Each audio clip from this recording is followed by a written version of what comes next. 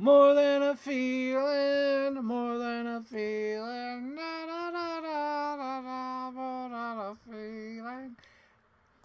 I just looked up those lyrics today, and I never noticed that they're just talking over each other because he's still singing the lyric. He's like, playing that song he used to play. Meanwhile, as he's saying that, they're saying, more than a feeling. The only reason why that's popped up in my head today is that I recently found out that that it smells like Teen Spirit is the same musical thing because you know that da da da da da da da. It's the same as the More Than a Feeling, and I never knew that because I'm not really deep into music. But after hearing it, I was like, oh shit, Nirvana just stole More Than a Feeling, and that cracks me up. Not only that, but they did a live performance in like in Japan or somewhere, and they started playing that da da da da da da da, and everyone thought it was Smells Like Teen Spirit. But then, what do you call it? Kurt Cobain was fucking with them and started going more than a feeling, more than a feeling. I was like, holy smokes, that's interesting. So I learned that today. That's in my brain now. Hi everybody, welcome to a new unboxing episode. This one's huge. This is probably the largest unboxing I've done yet. I say that a lot, but this time it's the truth. So the thing that happened was I had like 3 items, and I was like, this is not enough for a show. So that week I did a little recording with Phil Dragish. We did a commentary on Small Soldiers. That will be coming out soon. That one I'm still editing clips to and like lining things up, but it's in the works. It's good. It's hilarious. I think it's hilarious anyway. But then all these things started coming in the mail, and then I started finding things in the store. So now this is like a huge unboxing. So I tried to organize as best as I could. I have my scissors here when I get to the things I need scissors for, but this is huge. So without further ado, let's get started. Let's get this thing going. And I think I'll put one of those banners up so people can just like leave comments if they pop in. Yeah, there we go. Ask me anything while opening these things up, but I'm going to tell some stories as I show these things. First we have Slimer for the new Ghostbusters movie. What do you call it? I don't even know what the hell it's called. It's just called the new Ghostbusters movie. Oh yeah, Frozen Kingdom. That's right, or Frozen Empire. It's like a Frozen movie. But anyway, the other day I was at Walmart, and what I do at Walmart is if I see something I like, and I want to purchase it, I'll throw it in the cart, and then usually I'll meet up with my mom again, and I'll say, these are the things I found, these are the things I want to buy, and then I either put them down or buy the things I want to buy, because I could probably easily buy all the stuff I pick up, but it's like, do I need all of that, For example, when I found all these items with the Slimer, one of the items I put in the cart was one of those big giant duckies, an Easter ducky. They had 2 duckies. They had a ducky with earmuffs, and they had a ducky with bunny ears, and I thought the bunny ears was more funny, and I picked that up. So I had that in the cart along with like 5 other things and this Slimer, and I put most of the stuff down because it's like, I don't need this. I don't have room for this. And and it's so funny because like my mom's like, no, you don't need that, or you don't need that, and sometimes she's like, oh, you need that. If that's the only thing that you found, you need that. So I'm going through all the items, and my mom's like, you don't need that Slimer, and I'm like, yeah, you're right, I don't need the Slimer, but I'll just carry him in the cart. I'll have that feeling that I'm going to buy him, and I'll have that feeling that I'll buy him and then just put him down when I get to the thing, or just say like, oh, I'm not buying him, because I usually do that.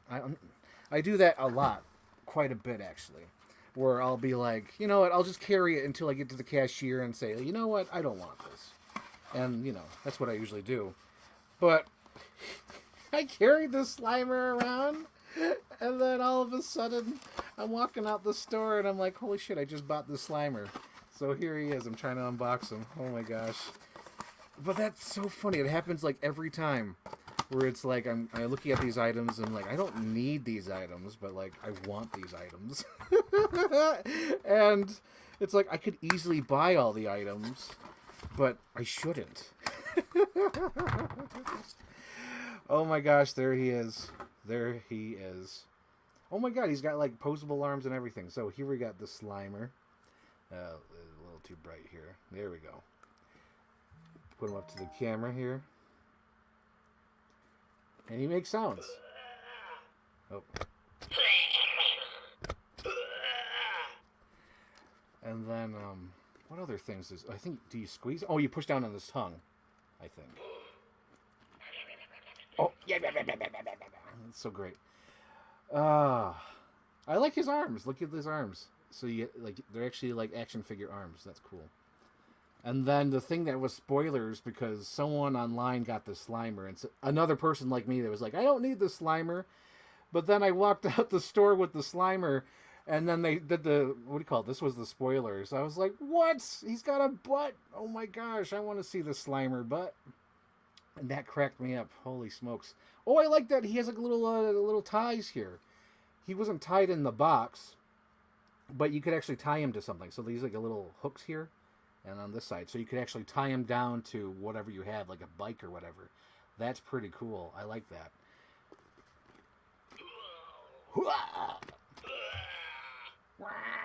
That's so cool. I like the detail. He's really creepy looking. He's rubber. So all this is like rubber. And these are like action figure arms. It's great. He'll definitely go up there. You see where my ghost face is? He'll go up there with the Chip Hazard. And probably behind them. Maybe I'll put him somewhere. I did move some things around. So right now, I have the Jessica Biel character custom I did from Texas Chainsaw. She's right there. At some point, they got to release that Leatherface from 2003. Because then he'll go up there with his chainsaw next to Aaron. And then you got the creature from the Black Lagoon. Slimer will be over here somewhere. And that's that. I got a message here. Maybe I got a note. Nope. No notes. Okay. So that was the Slimer. And that's the funny story that came with it. Is that I don't need it. But I have it now. And I love that I have it. And here he is again. So what was one thing I wanted to say about the Slimer before I put him down? Shit, I forgot. Okay. Anyway, moving on. We're moving on, guys, because there's a lot to unbox. The next item I have here is a little horse. And now you're probably thinking, what the hell, Frank? What do you need a horse for? So, I got those Ninja Turtle 3 figures a few weeks ago. If you recall, on the live stream, I unboxed the Ninja Turtles, Turtles in Time NECA figures. Those were really awesome. And that inspired me to rewatch the movie, because I hadn't rewatched the movie since I was a kid. Honestly, hadn't given the time of day since I was a kid. Forgot what the plot was about, forgot what happens in it. And then there's a scene in the movie, as I was watching, when the turtles go back in time. Mikey ends up on a horse, on it backwards. So I plan to display Mikey with the horse. And when I went looking for a horse, so I've been looking for a horse probably since the movie. Since I rewatched it, because I was like, okay, I need a horse. And even my mom was looking at horses. I went to Five Below. And it was funny because I wasn't even supposed to go to Five Below. We were just bored. And we're like, want to go Five Below? Yeah, sure, let's go Five Below. And I found so much junk there. Oh my God. It was worse than what I do at Walmart when I find stuff. So, from the looks of it, the scale's pretty okay. Yeah, there we go. The scale's pretty okay. So now he could ride it backwards. Because in the movie, he's like, my horse doesn't have a head. And he's on it riding backwards. So, that's how I plan to display him now. I'll probably do it better, but this is the idea. Where's the cruise control? Or whatever he says in the movie. But yeah, that's why I got the horse, and I got it at Five Below for like $2. But yeah, does the job, and it will be there on my display. So that's why I got a horse. Quick story, but that's what the story was. I got a horse just because of Ninja Turtles 3. I won't unbox this now because it's got small parts. Well, maybe I will. Fuck it, I will. Well, I was at Five Below. I found this. This is a mini barbecue set, and I thought it would be hilarious for maybe like a photo shoot during the summer with action figures, where I just go on my porch and put this on there and say like grilling with the boys, and just have like an action figure grilling up food or whatnot. So it comes with a propane tank, ketchup, mustard, hot dogs, grill, burgers, rolls. This is hilarious. It comes with like all the utensils. And I was like, hot damn, that's great for like action figures. Nah, I won't unbox. I don't want to lose these pieces. I really don't want to lose these pieces. I just want to show another close up. The mini barbecue. There we go. I like that close up. There we go. And they have like a few of these sets. I think they had like a little like what do you call it, sushi set, and like a teriyaki set or something like that. And I like this barbecue grill set because I was like, oh, I could do that on the porch or wherever if I go to the beach. Take this little set with me and then do some toy photography with some action figures and say like, grilling. Be hilarious. Hilarious. Before I move on, I just found this item which just reminded me of something else. So, today's episode is sponsored by my grandma cook. My grandma gave me some monies for groceries this week, so thank you, Grandma, for donating, and that helped along with the show and get some items for the show as well. Much is appreciated. And the reason why I thought this is because I just got my Christmas card from Claire in Australia.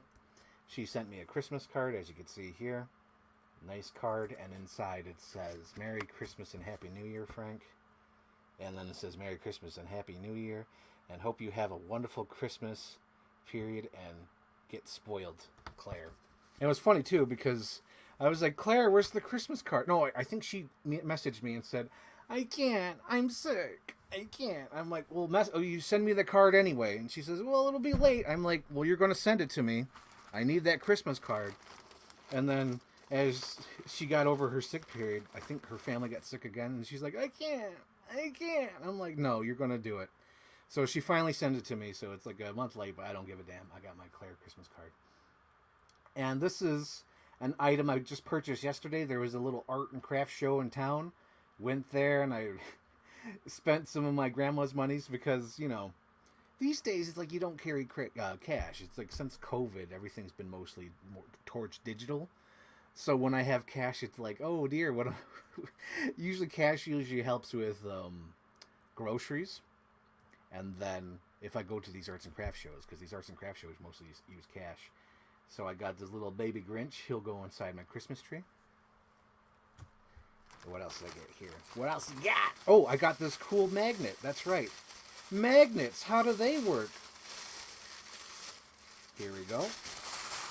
And of course I got this magnet because one of my favorite things ever is Sleepy Hollow. So this is the Headless Horseman, so he'll be going on my fridge. Look at the detail on that. These people are so artistic. That's cool. And what else did I get? What else you got? Oh, yes. I found these Jim Beam earrings. I'm going to unscrew the earrings off and use the bottles for toy photography or display. Like I could have like action figures holding these in toy photography or just on my shelf. Because I was going through all their bottles. I was like, oh, I like the Jim Beam. And I'm like, oh yeah, you could just easily unscrew those and use those for toys. I was like, yes, hells yes, doing that. And then I got this for my display.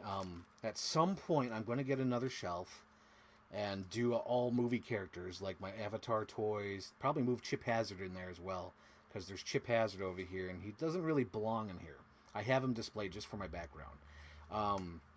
But at some point, I'm going to get another shelf for the DVD room, where I'm going to put some action figures in there, like Indiana Jones, Jake Sully, Natiri, probably my, what do you call it? Oh, God, I forgot his name. The guy from Soul. Oh, man, I feel guilty for forgetting his name. He's like one of my favorite characters. But I got this key for my movie shelf at some point that I'll display. This key is going to represent Indian in the Cupboard. So I'll probably put RoboCop next to this as well, so because I have a RoboCop figure. So a RoboCop, probably a Mattel Rex, because I have so many Mattel Rexes, because I have one right back here. I'll probably put a T-Rex, RoboCop, and a Darth Vader figure all next to each other to represent the movies. So I got that as well at the craft show. I thought, oh, that's neat. That looks like the Indian in the Cupboard key.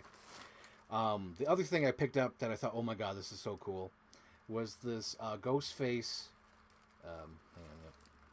This Ghostface pen, and I like that. No ghosts. That's so cool. No ghosts. I love it. So I'll be using that. more stuff as well. And that's, I believe, everything in here. Yep. Okay, so that's all the stuff I got at the craft show, which was a good craft show. I did get some muffins.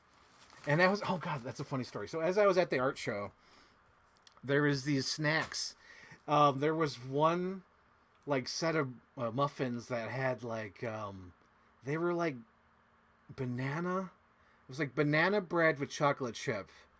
And I was like, come on, don't mix them up. Don't mix things up that shouldn't be mixed up. And then the other thing was, there was these delicious, huge cakes.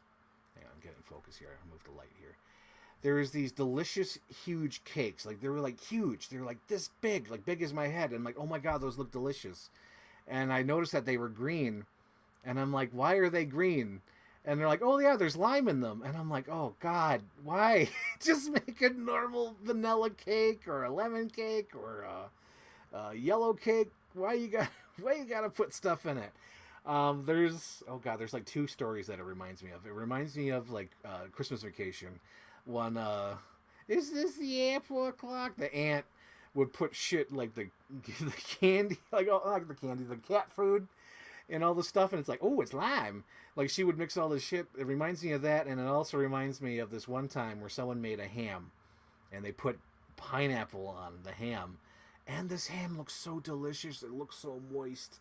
And then when you ate the ham, all you could taste was the pineapple, and it was like, oh, God, it made me gag.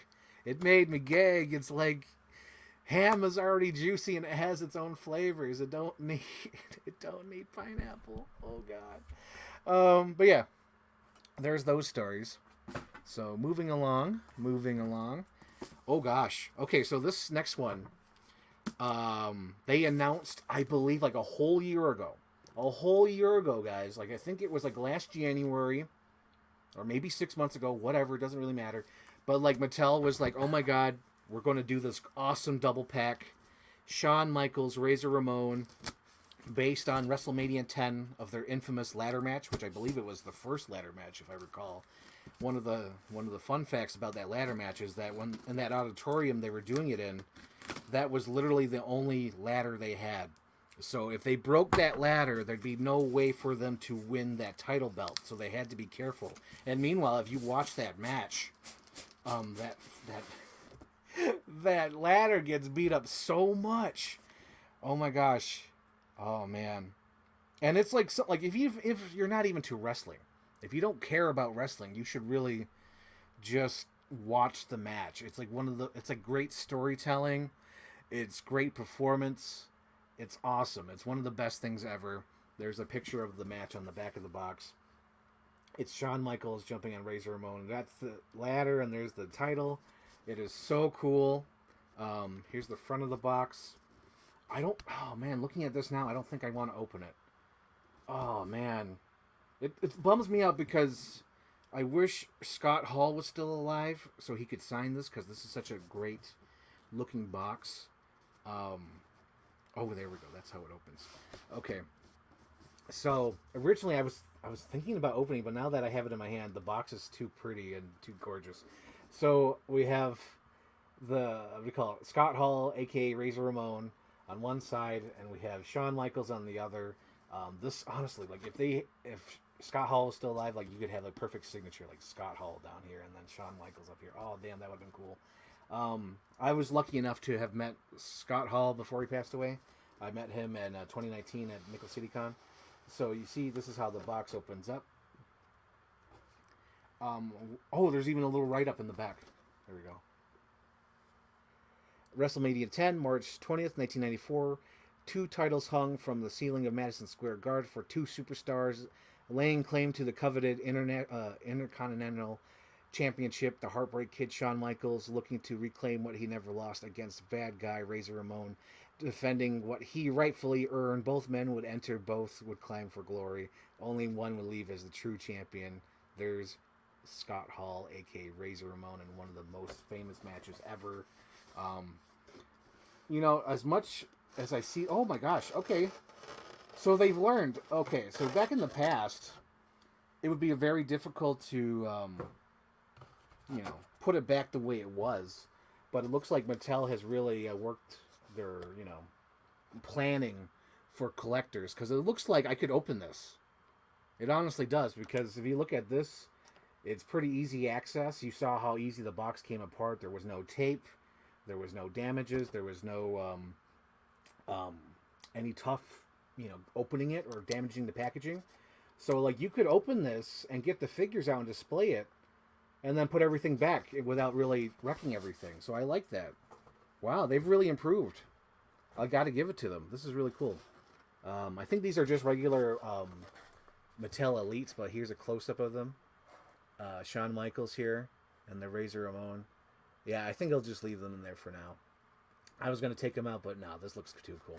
But if I wanted to take them out, I do have that option. Because seriously, it's that easy. You just slide it right back in there. And then you slide this one right back over it. I like that. Wow, they really improved. They really, really improved. A little bit problem there. Just a tiny bit. Not too much, but yeah.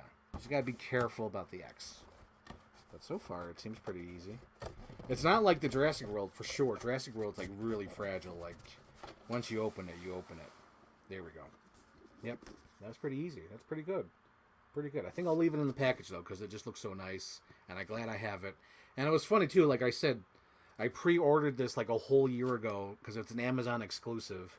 And I was like, oh, shit, it's going to be coming out soon. And it, like, when it came, like, like it said, it's in stock. And then, like, maybe 2 hours later, it's like, it's shipped. I was like, oh, shit. So, yeah, I must have been one of the first people to, like, pre-order this because they wasted no time shipping it out to me. But that's cool. I like that. Oh, here we go. Another pre-order. So, for the 60th anniversary, they did an Alan figure. So, this is the first time I'm going to be seeing this. This is the box it came in. Alan from Barbie. They did a 60th anniversary, and they had to pre-order it. And I did. I think it was February 14th they had the pre-order, and they shipped these out like right away, so I guess they already had them made and just shipped it out to people who pre-ordered. So I don't know if this is limited number or what. Oh, it's nicely packaged. Yep, there it is. 60 years of Alan. I had to get this because when I saw the movie Barbie, I thought Alan was like the best character. On the bottom of here, it says, genuine skin tone body, Barbie signature 60th anniversary Alan doll. When Alan debuted in 1964, he was introduced as a buddy for Ken and a boyfriend for Midge. Dressed in striped beach jacket and swim trunks, he fit right in with Barbie and her friends. It has been long-lasting friendship filled with many wonderful adventures. No more than 20,000 worldwide. Okay, so this is definitely like numbered. There's been only 20,000 of these made. So that's cool. So it looks like another like easy removable packaging. If he's all stitched in there, I won't unstitch him, but if I could pop him out. Okay, looks like he's stitched in. So right now, I'll show you. This is Alan. Alan! Alan! He's all stitched in. He comes with his little display box. But there's Alan. He fits all the clothes Ken wears. That's so cool. Oh my gosh. Now, if they could only make a Michael Cera one, that would be great. But this is close enough. I'm happy with this. There's Alan. 60th anniversary Alan from Mattel Creations. That's cool. That is so cool. Genuine Alan by Mattel. There's the little, let's get a close-up of all his clothes. There's the little thing on his bracelet. It says genuine. Yep, genuine Alan by Mattel. That's cool. And he's like solid plastic. That's like really hard plastic. Oh yeah, that's like solid plastic. So like if you play with like Barbies, they're sort of like rubber. This is like solid, like hard plastic.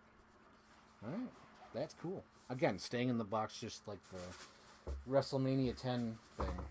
So that's cool. That's pretty cool. I'll save him for later. There's a big giant thing here. I just want to open this because this is sort of big and it could get tossed to the side easier than that one will. So the next item on my unboxing is the Lost World Legacy Collection Isla Sorna Expedition Pack. This one I really wanted to get because it comes with my favorite character ever from the Lost World, or one of them. Probably my second favorite character in the whole movie. Dieter Stark, because my first character is Roland, which came in the Jeep. I believe I did in a previous episode. Hang on. So Dieter Stark is played by Peter Stormare. You guys might remember him from Armageddon, Constantine, Big Lebowski, Fargo. But yeah, he plays Dieter Stark in The Lost World, and this set looks amazing. So first things first, I'm going to undo Dieter Stark from the packaging. The thing I like about it that makes it really nerdy for me is that he comes with his little taser that he uses on little compies. They're like, look at the little compy. It's like it's not even scared. And then the Richard Burke is all like, oh yeah, they have no reason to be afraid of us. That we've never had contact here. And then he just electrocutes the compy's head and says like, now he does. Now they have a reason to fear. And then it all comes crashing down on him because later in the movie, he tries to tell his friend that he's going to use the bathroom. And the friend doesn't hear him because he's got the headphones on. And then he rolls down the hill. Oh my gosh. Poor Dieter Stark. He gets attacked by the compies. Here we go. Close up of Dieter Stark. And hopefully get the details in there. A little blown out. Let's move the light a little bit. Okay. So it's not as blown out. Well, it's still a little blown out. Hang on. What do we do? What do we do, Podcat? Okay, there we go. Yep, there we go. Get some of that detail in there. There's Dieter Stark. Roland! That's so great. And then I'm gonna cover him with compies when he goes on the display. But there's his little electric rod. They give a little thing on there so he can put it on his belt, or you could have him hold it. Hang on. Get it in his hand. In his hand, yeah. There we go. Little Dieter Stark right there. Boom. Boom. That's so cool. Now it does. Go for the legs. The legs. Watch its tail. All right, reel me out, Carter. Oh yeah, Carter. That's the guy's name. His best friend is Carter, who doesn't listen to him because he has his headphones on, which is an important lesson, guys. Don't put your headphones on when you're in the goddamn Jurassic Park. And then I'm going to take out the compies. It's, of course, the same generic compies that they've been releasing since the beginning. But it's okay. It's alright. It's okay. The Lord told me so. There we go. There's the compies. Compies. There's one. There's two. And then there's... Oh, let me hold his tail. There's three. Oh my gosh. Getting Vietnam. Captain Iron Dog. Hilarious. Well, it's okay to wear headphones while you're listening to this because you're not in Jurassic Park. You're okay. You're okay, kid. But what was I saying? Oh, yeah. The compies give me like a Vietnam flashback because back in the... Like nowadays, you'd probably given the choice. So, like, in that Lost World game, you had to beat all the compy levels, all the Velociraptor, all the T-Rex levels. You couldn't pick what dinosaur you wanted to play as.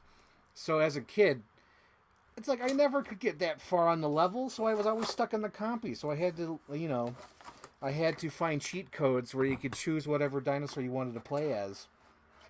Or if you wanted to play the Hunter or Sarah Harding. But yeah, like, you were stuck playing the compy until you beat all the levels, and it sucked because the compy was so weak. And the compy could easily die if he fell, so it was just like a pain in the ass.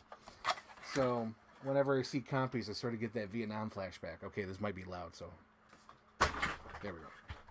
So what we have here is one of the Lost World trucks engine, and it comes with a little net and cage. This is cool shit, honestly. This is awesome. I love it. But most likely will go in a box or in my little car garage, because I have a little car garage down here.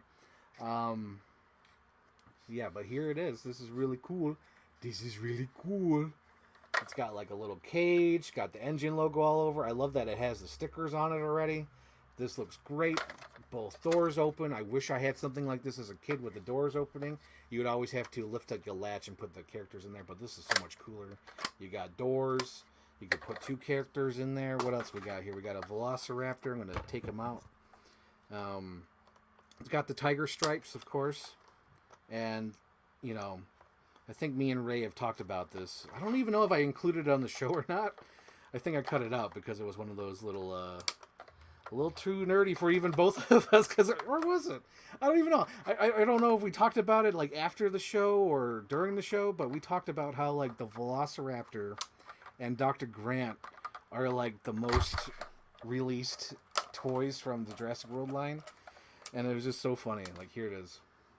Another Velociraptor, tiger stripe. Again, this will go in a box because I already have 1, 2, 3, and I think I have like a 4th raptor in there. There's like too many raptors. We got too many Velociraptors. There's so many freaking Velociraptors. But yeah, this is tiger striped, like the Lost World. Well, I will admit, I don't know if they've done it yet, but if they do a Hammond collection raptor with the tiger stripes, I will get it. Because the tiger stripe raptor is amazing. It's my favorite design of the raptors. Yeah, the tiger stripes for sure is my favorite. I think number 2 on my list would probably be the red Velociraptor from Jurassic Park 3. But yeah, top one for me is the tiger stripe ones because those are so cool. Okay, I'm trying to figure this out. Okay, so it looks like the cage goes higher. Just a little higher. Just a little higher. I can see fine. Yep, there it is. Boom. The cage goes a little bit higher so you can put the Velociraptor in there. Yeah, see? And then you can just push him down.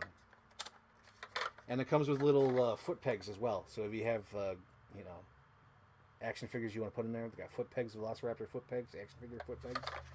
Very cool. And the door opens like this so you can get them out. That's awesome. Although I don't understand why it does that. I don't understand why it goes up. Possibly if you're a hunter and you're up here, maybe like a high hide for the truck, you go up and high hide. But there is enough room to put some items in there for, I guess, like you could put like little weapons in there, I should say. Put that in there. Sorry if that was loud. Trigger warning for loud sound effects. But yeah, this is cool. I like this truck. It's very cool. Very cool. But I got it for the Dieter Stark character, as you can see here. Dieter Stark. Wheel me in, Carter. Is it going to be alone like Anthony's Jurassic Park Jeep? It might be. It might be by itself in a box somewhere. Because I don't really have enough room for vehicles. Like, I do have enough room for some that I'm going to be unboxing tonight. But those are different because they're going to hang. But, like, for vehicles, my garage is pretty much filled up. I got the Batmobile. I got the Jurassic Park Jeep Escape thing here. Yeah, I don't know about vehicles, though. Yeah, I'm kind of running out of space for vehicles. But, yeah, this is so cool. But although, I'll say this, Poscat. If Mattel ever does the Lost World RV, goodbye, Adonimus Rex. Adonimus Rex will go into storage. See, there's Adonimus Rex. He's up there. He will go into storage. If they release the Lost World RV, sorry, buddy. He's going to storage. He's going to go in the back room. The RV is going to be displayed because I love the Lost World too fucking much not to display it. Oh my god. Yep. Sorry, Adonimus. He'll have to go. That's if the RV happens. Okay. So there's that. What else we got? Okay, we got more loud noises. Oops. What else we got here? We got that as well. Okay. I just want to make sure there's a pathway for me to leave. Oops. The fan caught that. Okay. What else we're on? What else we got? Okay. Next item on the list to unbox. Move the copies over here. Next box. Oh, that's a good question. Are you going to hang it over? Oh. Know what? Captain Iron Dog, you're right. Hang on, let me get in focus here. Too much light here or whatnot. Focus. There we go. I won't get in focus. Yes, I might hang it over, Captain. There it goes out of focus again. Okay. So if I do hang it, Captain Iron Dog, I might have to move the T-Rex. Like, this is all Jurassic Park 1. Jurassic Park 1 might have to move over here. And then I could hang the RV over here. That might be cool. I like the idea. Captain Iron Dog, hanging the RV if it does come out. Yep. I think this will be a Lost World section right here. with the RV hanging over, and then this will be Jurassic Park over here. Because right now this is the Lost World, and it slowly drifts over to Jurassic Park over here, which I do like. But yeah, there's that. Okay, let me get the comment off the screen before I forget. Okay, next item on the list is something I wanted to get, but it was way too expensive, and then it ended up at Ollie's. For those out there who don't know, I don't know if it's everywhere. I don't know if it's in like California or people in Europe or whoever's watching this, Australia, whatnot, know what Ollie's is. Ollie's is like a bargain outlet store. So like whatever doesn't sell or gets too old and gets out of date, they push it to these stores. Like say like Star Wars toys from The Last Jedi, they can't sell. It goes to Ollie's for like $2. So, I think like 2-3 years ago they were on the shelves, and there was these Fortnite figures, and this set right here was like $30, $34, or maybe $40. It was something ridiculous, but I liked what the figure looked like, and I liked the idea of the set, but it was like way too expensive. I'm like, I'm not paying that much for that. So then like they disappeared from store shelves, and then I went to Ollie's the other day, and they had these for $12.99, and that's like a reasonable price. I'm like, holy shit, that's a great price for this set, because this set is like, what do you call it? I don't even know what the hell a glider. There you go. That's the name for it. It's a glider set with this female figure. I like her design and everything, so she can go on my G.I. Joe shelf or something. But I like her design. I like the character thing, and I like the whole idea of the glider. But I was like, there's no way I'm paying like $30 for this. That's insane. So at Ollie's, it's like $12. I was like, perfect. And it's funny. I have a funny story about Ollie's. So I don't keep track of what figures I have. I should keep track. Thank God I do these live unboxings, because it helps me out. So I was in Ollie's when I found this, and I found Jyn Erso and, oh God, what's his name? There's not much of me left. Whatever that character's name is, the Forrest Whitaker figure. I found both of those toys, and I'm like, oh my God, did I already get these though? Because I kind of want to collect the Rogue One characters. So I tried to call Anthony, my bestest friend Anthony. He didn't answer, so I was like, shit. So I'm like, okay, if I did get these figures, it would have to be an unboxing episode, and my guess it would be like one of the ultimate unboxing episodes I did. So I quickly looked it up, and I did. I found it. Because I was in the store. I had both figures in my hands. Well, actually, I had like a whole stack of figures in my hands. But I was going through my figures, and I was like, I think I bought it, because I think I went on like a 10-minute like imitation part of the video where I was like, there's not much of me left. I remember doing that on the live stream. So luckily I found it. It was on the graduation episode, I believe. The one where I went through the yearbook. But I was like, oh, thank God. But I almost bought the figures again, because they were the last ones. It was the last Jyn Erso, and it was the last Forrest Whitaker. And I was like, oh, shit. Do I have these already? Do I need to get these? Luckily, I didn't need to get them. So here we go. We have this figure here. Oh, shit. I already talked. Her name is Tina or whatever the hell. I don't care what her name is. I like her design. I bought her for her design. But here we go. She's got, what do you call it? Pinless joints. Tons of articulation. Her arms can swivel. Her hands can swivel. Arms can swivel. Again, pinless. She could put something in her back. Waist articulation. There's that as well. The full on legs can go back. Fully posable. The articulation is really good for this, you know. Who makes this? Hasbro. That's good. Okay. What else we got here? We have a display for her glider, or as people out there would probably call it, gilder. He was pierced with his own gilder. Oh yeah, I should explain that. For those who don't know what that reference was, there's a Spider-Man 3. Hang on, there's probably wrapping on it. There's Spider-Man 3 bloopers, and I believe it was Kurt Russell's father who played the butler in the Spider-Man movies. So in the bloopers, he's old, and he has a hard time either like remembering his lines or whatever, and he keeps calling it a gilder instead of a glider. He was pierced by his own gilder. And they're all patient with him. They're like, no, it's glider. You say glider. And he says, oh, okay.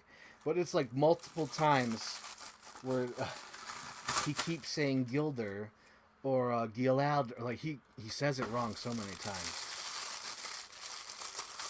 But that's what that reference is. He was pierced by his own gilder. Oops. Was there instructions somewhere? Probably. Okay, from the looks of this goes on top. Let's see. I can figure this out. Hang on. There we go. Yep, I figured it out.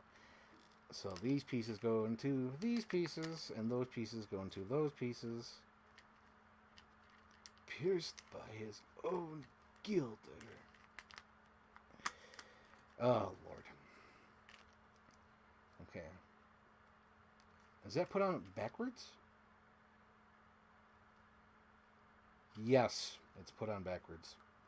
Because there's no way it's going to hook on that way, so I got to take the hook off. Goddamn temps. They don't know what they're doing. Okay. So those pieces go here.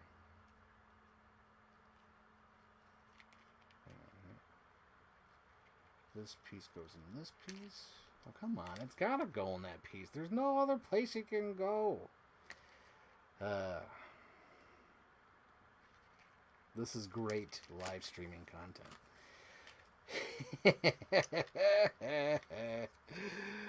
Okay, hang on. We got this. We got this, Poscat. We got this. Okay, there's one piece there. Oh, hang on. There we go. I see what it is. I see what I did wrong. There we go. Boom. Okay, those pieces are in. They're in, buddy. They're in. And then this goes here. And then this one goes here. Oh, shit. Did I just wreck it now? I probably did. More than a feeling. More than a feeling. Oh, Nirvana. I got a new band from Seattle called Nirvana. All right. There we go. And... no, he didn't even say Nirvana. I think he said Nirvana. He said it wrong. I remember that. Okay. Here we go. Here's the gilder. I just put it together. Look at that. So she holds on to that for dear life. Please, little roots, stay strong. That's probably why she's got all these articulations, so she could hold on to the gilder.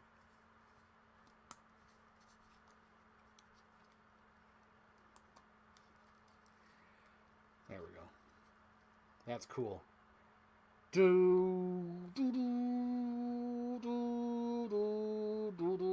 That's awesome. I like that. That's so cool. It's pretty cool. And then, if you have her on full display, oh my God! Look at this thing. This is ridiculous. So, I don't know. Like, they really got to think about this because this is ridiculous. I'm looking at this and I'm thinking, okay, there's a kid out there who imagine there's a kid out there who likes Fortnite. He's got to have this huge ass display. This is like literally probably 20 inches tall. Can't even fit it on a monitor. There it is. There's a kid who's out there displaying this. And if there is an old collector out there, like, you'd have to display it like on a shelf, like my Batman shelf. And that's like ridiculously tall because it was meant for 1/6 scale figures originally. But look at that. Fortnite. You have to be a big fan of Fortnite to dedicate the real estate for this figure. That's hilarious. Look at that.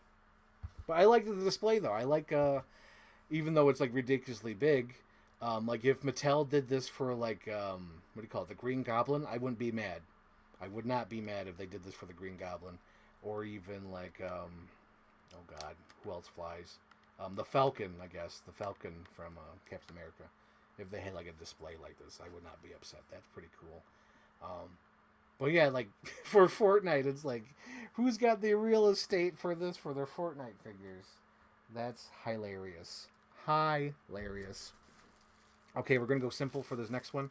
So yesterday, I went to Savers, and I found this little Charlie Brown. I hesitate to say retro, because I have no idea if this is like a Super 7 thing that looks like retro, but I'm going to open it and see what it says. I assume it's retro, but you never know. It could just say like Super 7, made 5 years ago. Made in Hong Kong. Pocket product. Let's see if there's a little number on him or a year. And it is vintage. It's confirmed for vintage. I'm going to try to get the light on it. I can't tell if it what year. 66 or 68. 66 from the looks of it. United Feature Syndicate Inc. 19 either 68 or 66. I can't really tell. I'm assuming it's 68. Made in Hong Kong. So this is a vintage Charlie Brown that I picked up for like $4. There we go. For those who don't know, there's like two things I really love in this world. It's peanuts and what do you call it? I love Garfield. Yep, there it is. Yeah, there's more writing on his foot. Made in Hong Kong. Yep. And his feet go back and forth, so I guess he could do like little pose like he's kicking or whatnot. A little bit of articulation in the arms, so I would say about his head does move, so that's 1, 2, 3, 4, 5. 5 points of articulation for this little retro Charlie Brown. He'll most likely go on my animation shelf. I have like a little, because I got these cool light stands that have like 2 shelves on them. So I have this animation themed one, and then he'll live there, and that's cool. The little vintage Charlie Brown son. Alrighty, moving on. So yesterday I went to GameStop. It's funny, I go to GameStop like 2 times a year. And I even have a story for this. There's always a story whenever I go shopping or something. There's always a goddamn story. So I went to GameStop. Hardly go to GameStop. We only went to GameStop because the only way to leave out of Savers was go through the GameStop parking lot. Like, hey, can I go to GameStop? Yeah, sure, let's go to GameStop. So I go to GameStop, and I go through the figures, and they have like tons of McFarlanes. Like some McFarlanes I haven't even seen on the shelf yet. Come on, focus. Focus. There we go. Okay. So, I went to GameStop, and I was going through all the figures, and I was like, oh, great, action figures that I haven't seen. And before I open, I'll show it. This is the one I found. It's the, what do you call it, the 1990s version of Superman. The Superman with the mullet after he came back from the dead. So I like the Superman, and he'll definitely go on my 90s shelf, because I have a whole 90s section here. I think I told you guys about, where it's all stuff that's based off of things I saw as a kid in the comic books. So there's like Kyle Renner over there. What else we have? We have Superboy, and then the Hawkman and the Catwoman. They're all like 90s versions of those characters, which I do love. And then he'll fit right in there because I had this comic book as a kid. I think they called it like Superman Zero or something like that. And it was like the Zero issue, and he had to fight like this guy named like Conduit or something. It's some dude, and it's all in yellow. He looked cool. God, if McFarlane makes Conduit, that'd be so fucking cool. I think that's the character's name, but it's like he has like this like predator, like a predator face, or like a smooth head, and it's like all yellow metal. Oh, it's so cool. Anyway, getting off topic. So I found this figure, and I was like, fuck yes, I like this. This is the mullet Superman. And I go to cash out, and there's this woman there, and she's doing some sort of scam. This is clearly a scam. She says, I have this gift card from my son. It's from 2019. They never expire. I tried to use this online. It would not let me use it online, so I figured I'd come in person. And I want to use this gift card to buy one of those cards. And it's like a digital card. It's like another gift card or some shit, like for PlayStation or Xbox. It's one of those things. So he scans the card, and it has a 0 balance. And clearly this is a scam. It's a scam. It's like, there's no doubt about it. This is clearly a scam. There's no mistaking here. The card was probably used. Who has a card from 2019. If this kid was a gamer, clearly he would have used it by now, 4 or 5 years. And why is he not there using it? This is some sort of scam she's trying to get across to this guy. And he's like doing all, he's trying to be patient with her. He's not trying to say that she's scamming him, but he's like, ma'am, perhaps they froze it. You know, sometimes they do this. They have changed some policy in the last 4 years. A lot of things have changed since 2019. And she's like, well, it says it never expires, and there was like this amount of money on it. And I'm like, holy fuck, this is a goddamn scam. So, like, he tells her, why don't you call the company? And she said, okay, I'll call them right now. And I was like, oh my God, really? So she goes in the corner, and she's not even calling the company. She's like calling a family member because the way the conversation's going, at least how I'm hearing it. I'm like, oh my God, you're not even calling the company. You're calling either your son or somebody you know to make it seem like you're on a call with the company. So I go up there and I cash out, and they're like, oh, do you have a GameStop card? And I'm like, or account? I'm like, it doesn't matter. That's exactly what I say. I'm like, I come here like once a year. It doesn't matter. Because I really don't. I really don't. And I think I've told the story where I was looking for the Michael Keaton Batman figure.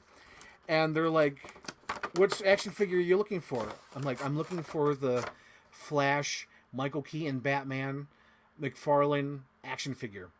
DC, whatever this is called. DC Multiverse, Batman, Flash, Michael Keaton Batman. And then there was a pause and like, which Batman? And I was like, holy hell, you don't even know who Michael Keaton is.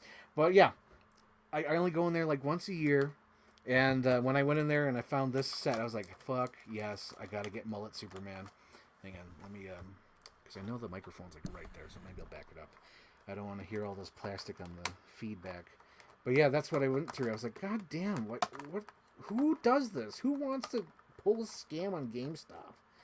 It's already bad enough as it is, and you're trying to use a gift card to buy a gift card, which is unheard of. That's stupid. Oh my God. Don't make no sense. Don't make no sense. Okay, he comes with alternate hands. I was going to say why, but he comes with the little, what's the dog's name? Crypto, that's right.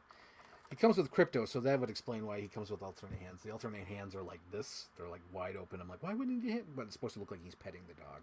Yeah. Okay. Sorry about the plastic. Ah. And I gotta be careful too because it's a cloth cape. Or is it? It's rubber cape. Okay. Rubber cape. It's fine. Okay. And there he is. That's so cool. A little bit too buff, but don't care. I have him represented in the collection. And here he is. 90s Superman with the mullet. Hang on, let's show the mullet off. There it is. So fucking cool. But he's way too buff. He's too buff. This is like freaking Dark Knight. I think it is the body, actually. The reused body from the Dark Knight Return Superman. But it's alright. Fuck it. Who cares? It's still represented in the collection, and I do remember him being like larger than life in the 90s, so that works out.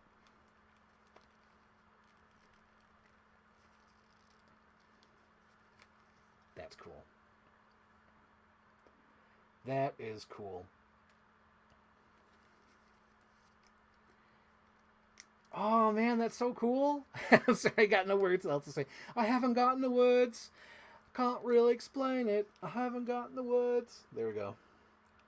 That's too goddamn cool. Oh man, that's cool. Yep, because like when I grew up, I had a couple comics. There was a store, not even a store. It was a super flea, and it was a flea market, and there were stands that would sell comic books, and there's like some like I only had a handful, but those comic books really inspired my taste in like what I like and what I don't like and my collection. So, because I had a couple of them, I had a Green Lantern, which was Kyle Renner, and he was like on the cover, and he's really cool. And then I had the Catwoman in the purple suit, and she was like fighting some ninjas, and that was so cool. And then like Superboy was one of my first Superman action figures, so it's just so great. And then this Superman was one of my first Superman comics because he's like right on the cover, and it was so cool. It looked like he was flying off the goddamn thing. But yeah, the 90s were great. I know people like I was shit on them. I was like, nah, I liked them. I liked what happened. So there's that. And you know what my dream is? Oh wait, I haven't shown off Crypto yet. Hang on. He's so cool. Little dog. Yeah. He's a little blown out. Get some detail in there. Aw. Cloth cape crypto. What was I saying? Oh, shit. Oh, yes. Some of my dream figures I want to get, or I hope they make. I hope they make a Smart Hulk for Mattel Legends. Because I want him in that black tank top with the brown pants. With the big guns. I think that'd be super cool. Hopefully without the bunny rabbit slippers. I think there's a version of that out there, but it's like, I just want him barefoot, brown pants, black belts, black tank top with that like short haircut with big guns and maybe some bullets around him. I forget what the hell that's called, but that big giant bullet rounds. And if they do that, and then I'll consider going and collecting the X-Force, because when I was growing up, those comic books, I had like 2 of the 3. I think there might have been 4 issues. I forget. But like there was a couple issues where the Hulk had to fight X-Force.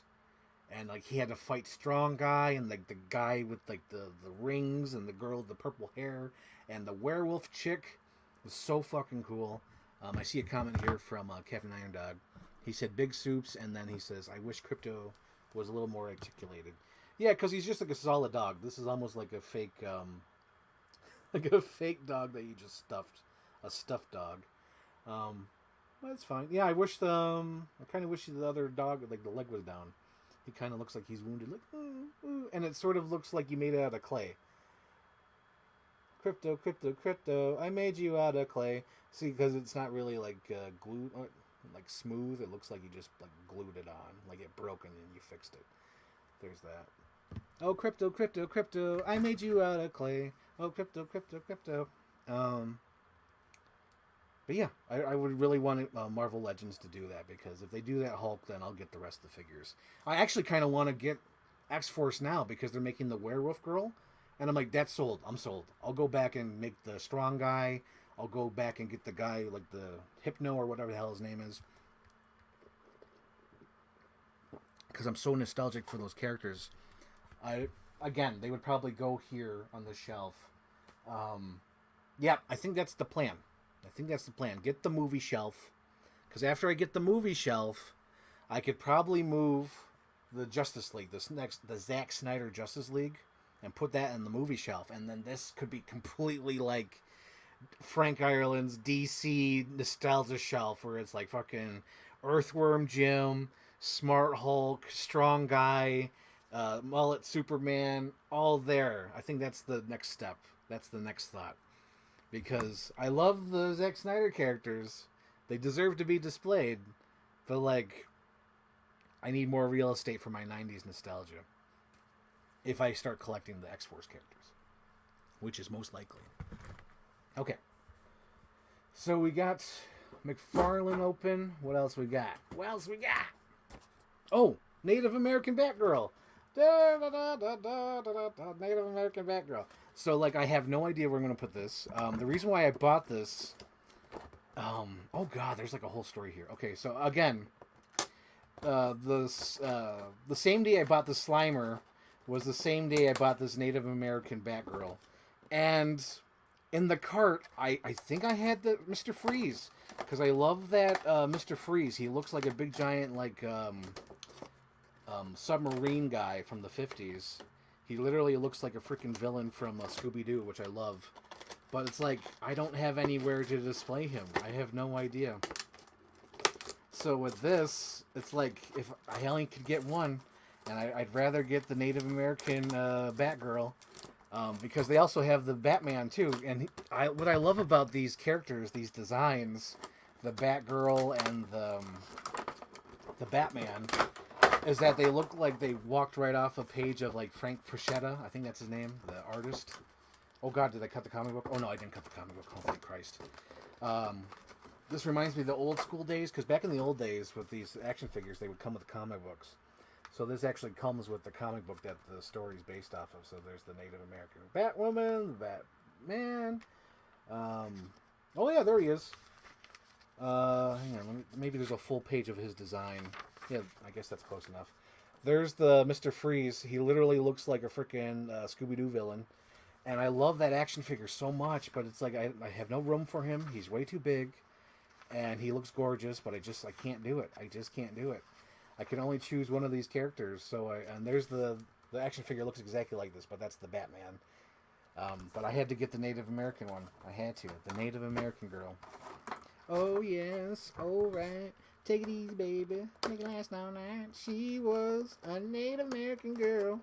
Okay, what else? What else? That arm taped, tied. Her feet are tied. Okay. But yeah, she was in the cart with Slimer, and she was definitely a purchase. And what else we have here? We have to cut out the axes. So I bought her with Slimer and this, but I did not get the huge rubber ducky, and I didn't get Mr. Freeze. I did not get the what was the other thing I had in the cart? I think I had one of those animatronic, you know those masks that the kids have these days of King Kong, where you like, and it makes a sound effect. I almost got one of those just for display, but I like my King Kong head over here. Hang on, let me move myself right there. I have a big giant gorilla mask here that I'm converting to a King Kong. I plan to print out a backdrop to make it look like he's on the bridge, so it looks like the Kong-frontation from the ride. So I actually, that's the other thing. I want to have the bridge in the background. I think it's called the Staten Island Bridge or some shit. I want to have the bridge printed out in the background, and then I want to find one gorilla glove. I don't know I'm going to find one gorilla glove. But one gorilla glove so it looks like he's holding somebody, and I want to have that Zendaya figure. Oh, hang on. That Zendaya MJ in his hand, or possibly the Jessica Alba in his hand for this display over here. Because this is sort of, this right here and sort of this is like New York City. These two shelves. Because right there, I added Mary Jane, Spider-Man, and Norman Osborn. They're all there. And then over here, probably can't even see him. I put Andrew oh my God. There we go. Andrew Garfield right here catching Gwen Stacy, and I have her more, and I'm like, oh, catch me. So I have all those on the display there. Oh my God, I almost lost an axe already. So she comes with 2 axes, and then, what are those things called? What are those things called? Oh my God. Damn it, what are those things called? It's, the little hook. Damn it, I knew I should have wrote it down, because yesterday I remembered what the hell they were called, but now I can't remember. These, hook things. Where you spin it and hook it on. Damn it, I forgot what the hell they're called. I'll remember. I'll kick myself later. You know what's funny? If this was like Phil or Anthony doing a live stream, I'd probably remember what the hell it's called. But like when I'm doing a live stream, it's like I can't remember what the hell it's called. The irony. The pure irony. Oh my God, she's so cool. The fuck? Here we go. She's got a braid. Native fucking American braid. She's got the tan. She's got the looks. She's so fucking cool. Look at that. Hardcore. Don't even have boots. Barefoot. Hardcore.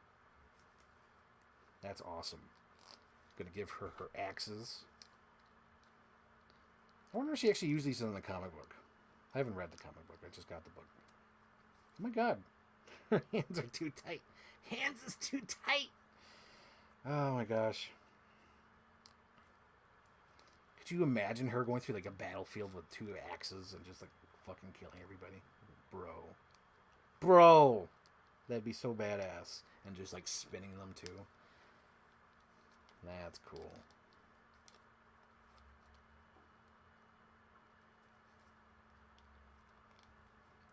I wonder where I would display her. I kind of want to put her in here somewhere where she's just like hiding out, and like if you see her, you see her. I think that would be cool.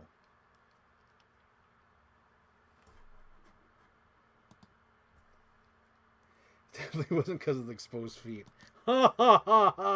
It was. It was Captain Iron Dog. One of the selling points of the figure.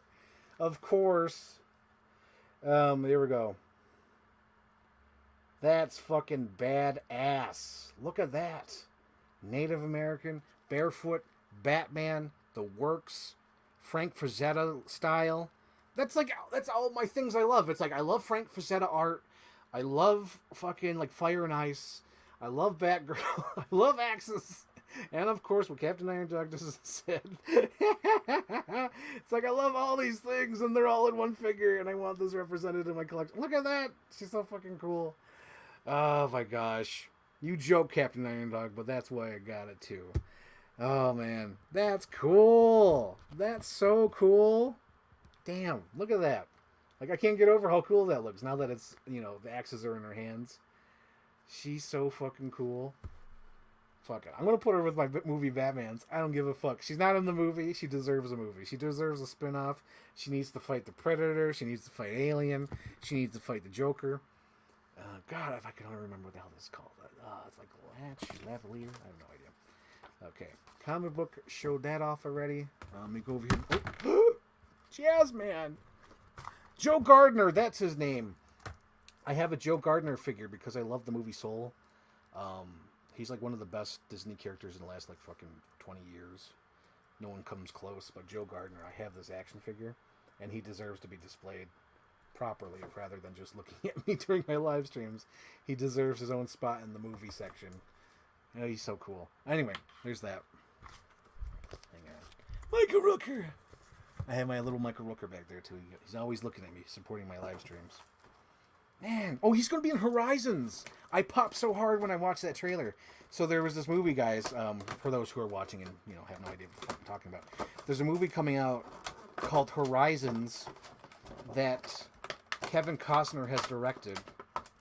And apparently he used all his Yellowstone money. He mortgaged his house and then is in the middle of a divorce because he put all his money to making a 10-hour movie, I think. And it's like multiple, I think it's supposed to be 4 parts. So parts 1 and 2 come out this year, a month apart from each other. And he's making this huge ass Western. And I support him so much for this because that's such an insane thing to put all that money to make a huge movie that you want to make. It's so fucking crazy. It's a huge, gigantic Western, and I'm so excited. It's called Horizons. It's coming out, I believe, in June. Oh, man, I'm so excited for that. But, yeah. How the hell did I start talking about this? How the hell did I start talking about Horizons? Oh, my God. Either way, it's a great thing.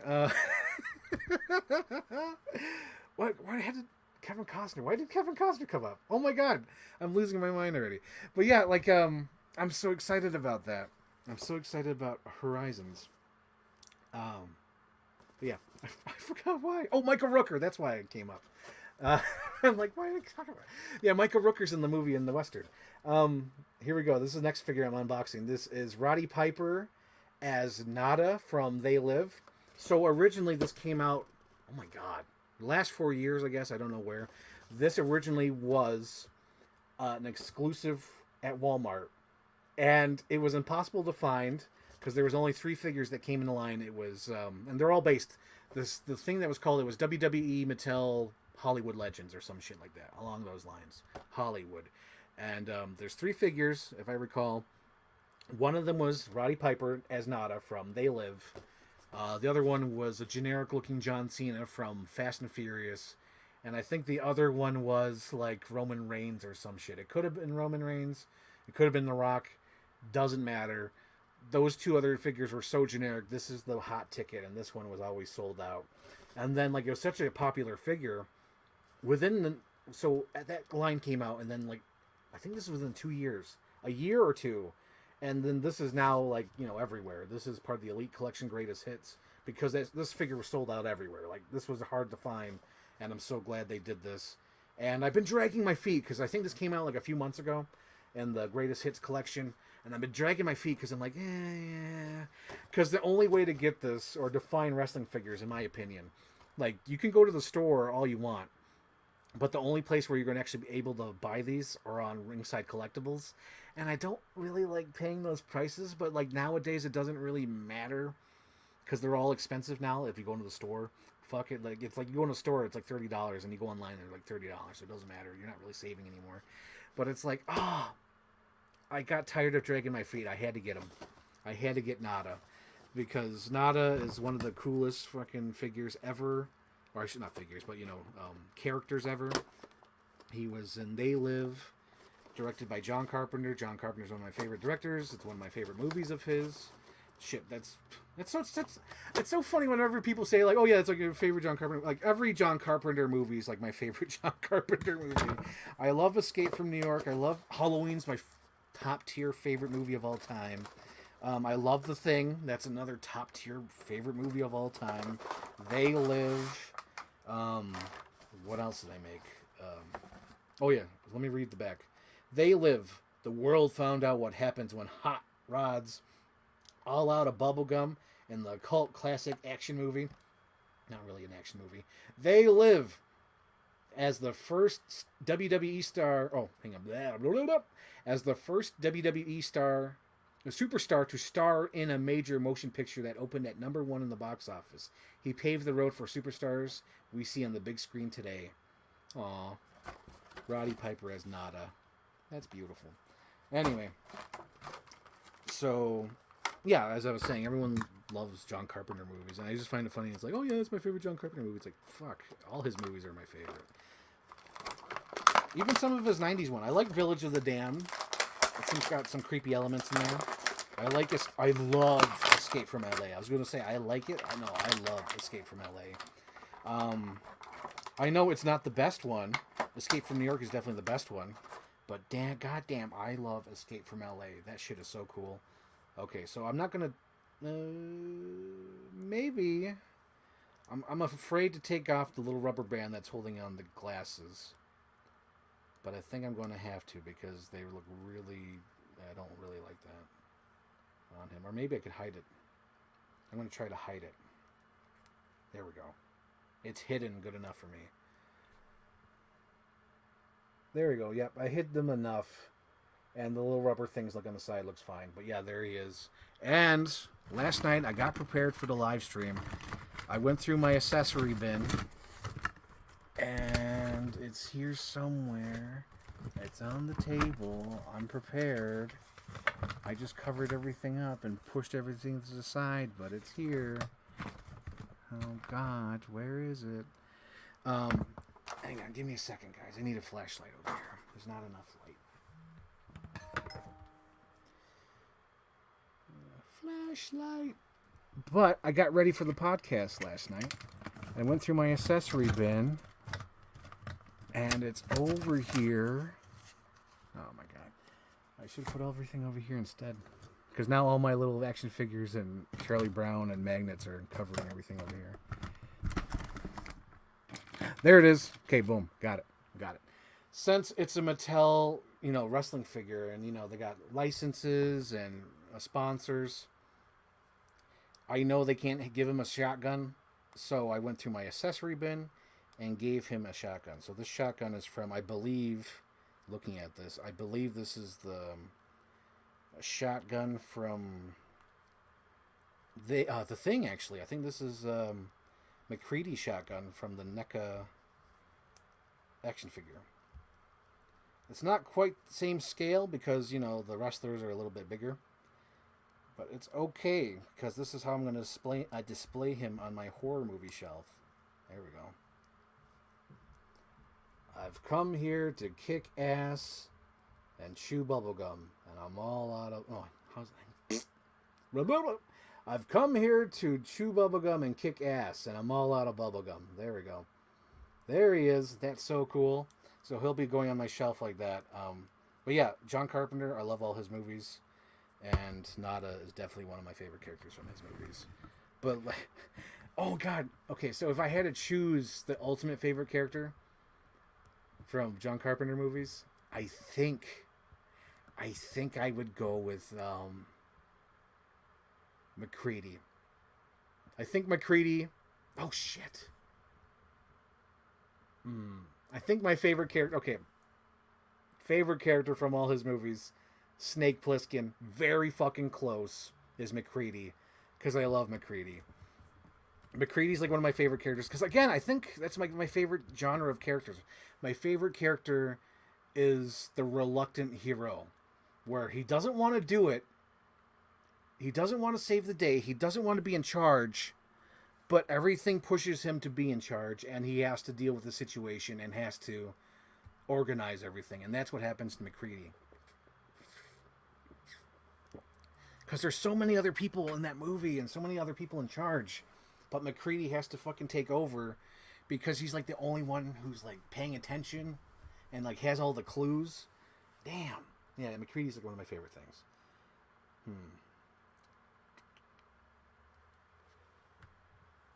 Oh, okay. So I just got a question because my mom texts me questions as I do the live stream.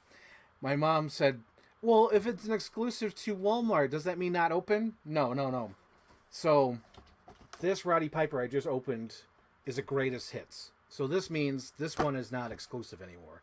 This means this is available everywhere. It's not the collector one. If the collector one you really want, like, oh my God, this is a collector one, is going to be the one that says Hollywood and it's from Walmart. It's going to be like a gold box. This is just a generic release. This is a re-release of the same figure. Because there's going to be some details that are off. I think like the details that are different on this one is the shirt. I think it's a different color blue, so people know the difference. So like if you're collecting these, Roddy Pipers, and you really want to be like, oh yeah, this is the top tier one and charge more for it, it's got to be the Hollywood one because this is greatest hits. Greatest hits is like a generic line where you have like all the figures. So, but anyway, like another thing though is like all these Mattels are going to be worth money anyways, because like wrestling figures are always bank, no matter what.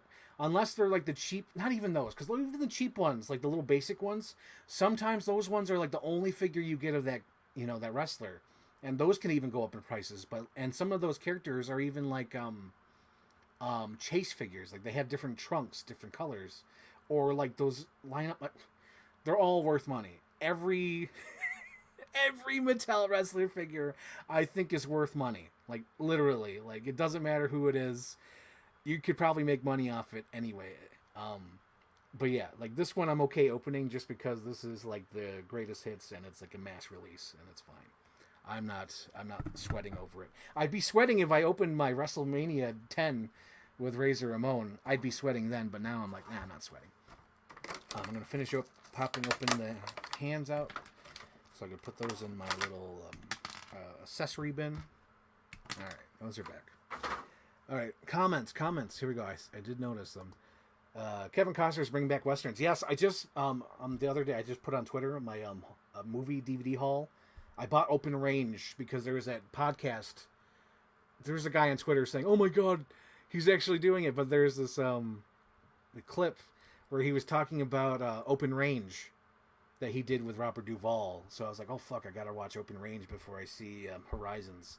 Because I think when Open Range came out, it like bombed. Nobody saw it, but like whoever did see it said it was like one of the greatest Westerns ever. So I got to see Open Range. I love Dances with Wolves. I do love Westerns. Those are good. I haven't seen a lot, but whenever I do see one, I'm like, fuck, they're good. They're usually good. Another comment here, The Fog is my favorite. I love The Fog. I love the story, the fairy tale story stuff in the beginning, how they tell the story and then the whole shit happens. Yeah, I love The Fog. The Fog's great. Oh, I didn't know that. Oh, shit. Which one was that?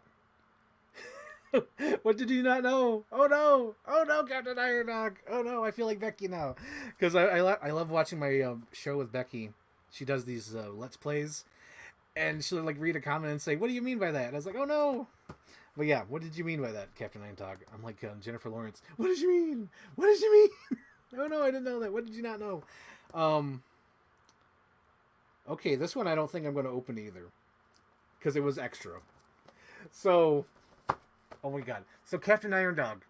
So everyone who collects McFarlane's are always sweating. Because there's action figures that come out and you don't know when they're going to be available. Because you never know if you're going to find them in the store. And you don't know if you're going to buy them online. Because when they go out, like when they sell out, they sell out. A good example is the Batman.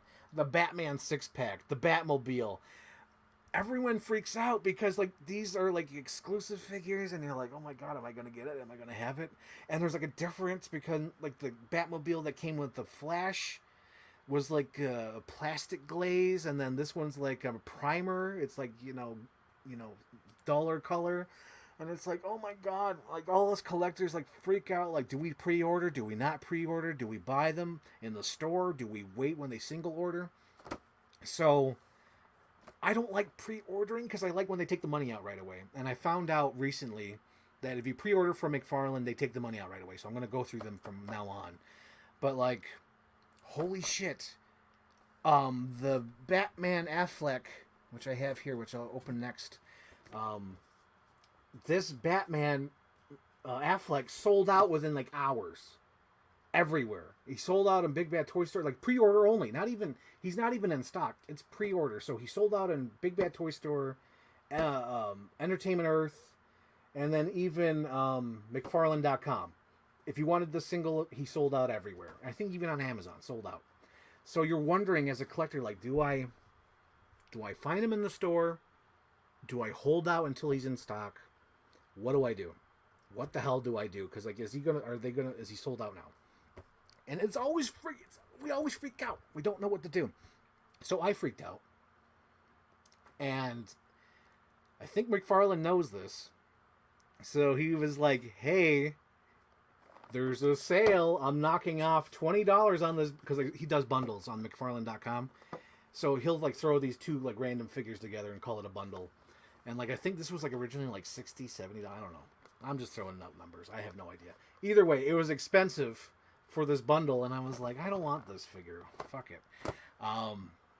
But like, he knocked off the price so low where I was like, okay, that price is worth this, because if I'm going to go on like second hand, because I don't know if I'm going to be able to find this figure. If I'm paying second hand, I'll be paying the same price, and I'd rather pay the same price and get like two figures. Even if I don't open this, maybe I could flip it at some point, or after I pass away, somebody could sell this and like, here, make money off this. But like, it's this like Nightfall figure is a huge thing. Like, if I were to open it, it's probably going to be like a huge fucking figure, because he has wings that you're supposed to pop on. This is a definitely collector one, a McFarlane store exclusive, 8,000 pieces, authentic limited edition. Shit, I might even hold this for like McFarlane himself. Like, if I see McFarlane in town, like maybe he'll go to Nickel City Con or Fan Expo, maybe I'll be lucky enough to meet him and get him to sign this. I think that'll make this purchase worth it. I don't know. But I'm not going to open that one, but I'm going to open up this one. This Batman Affleck figure. This is the figure we've all been waiting for. When they did that movie Six Pack, I think me and Captain Iron Dog were like, how come Chief Willoughby? How come no Affleck Batman from BVS? And I think even after they announced it, I think it was like maybe a month, maybe a couple weeks after that Six Pack came out officially, when we all reviewed it and opened it, they finally announced this Affleck figure. And I was like, oh my god, here he comes. He's great. And I'm glad he's finally out. I'm glad he's going to be in my collection. He's going to go on my movie Batman shelf right there, because Affleck's the best. The Batflick figure is here. Yes, it is, Captain Iron Dog. Okay. I'm gonna take my time with this one because I love it. Oh my god, I love that packaging. I'm definitely gonna keep this image. Sometimes what I do is, if the image is cool, I cut out the back of the box and just keep it as like a little keepsake. Because at some point I keep telling myself, I'm gonna make a scrapbook. I'm gonna make a scrapbook and put all these things in there. But yeah, I'm gonna keep that image. Oh my god, it's so cool.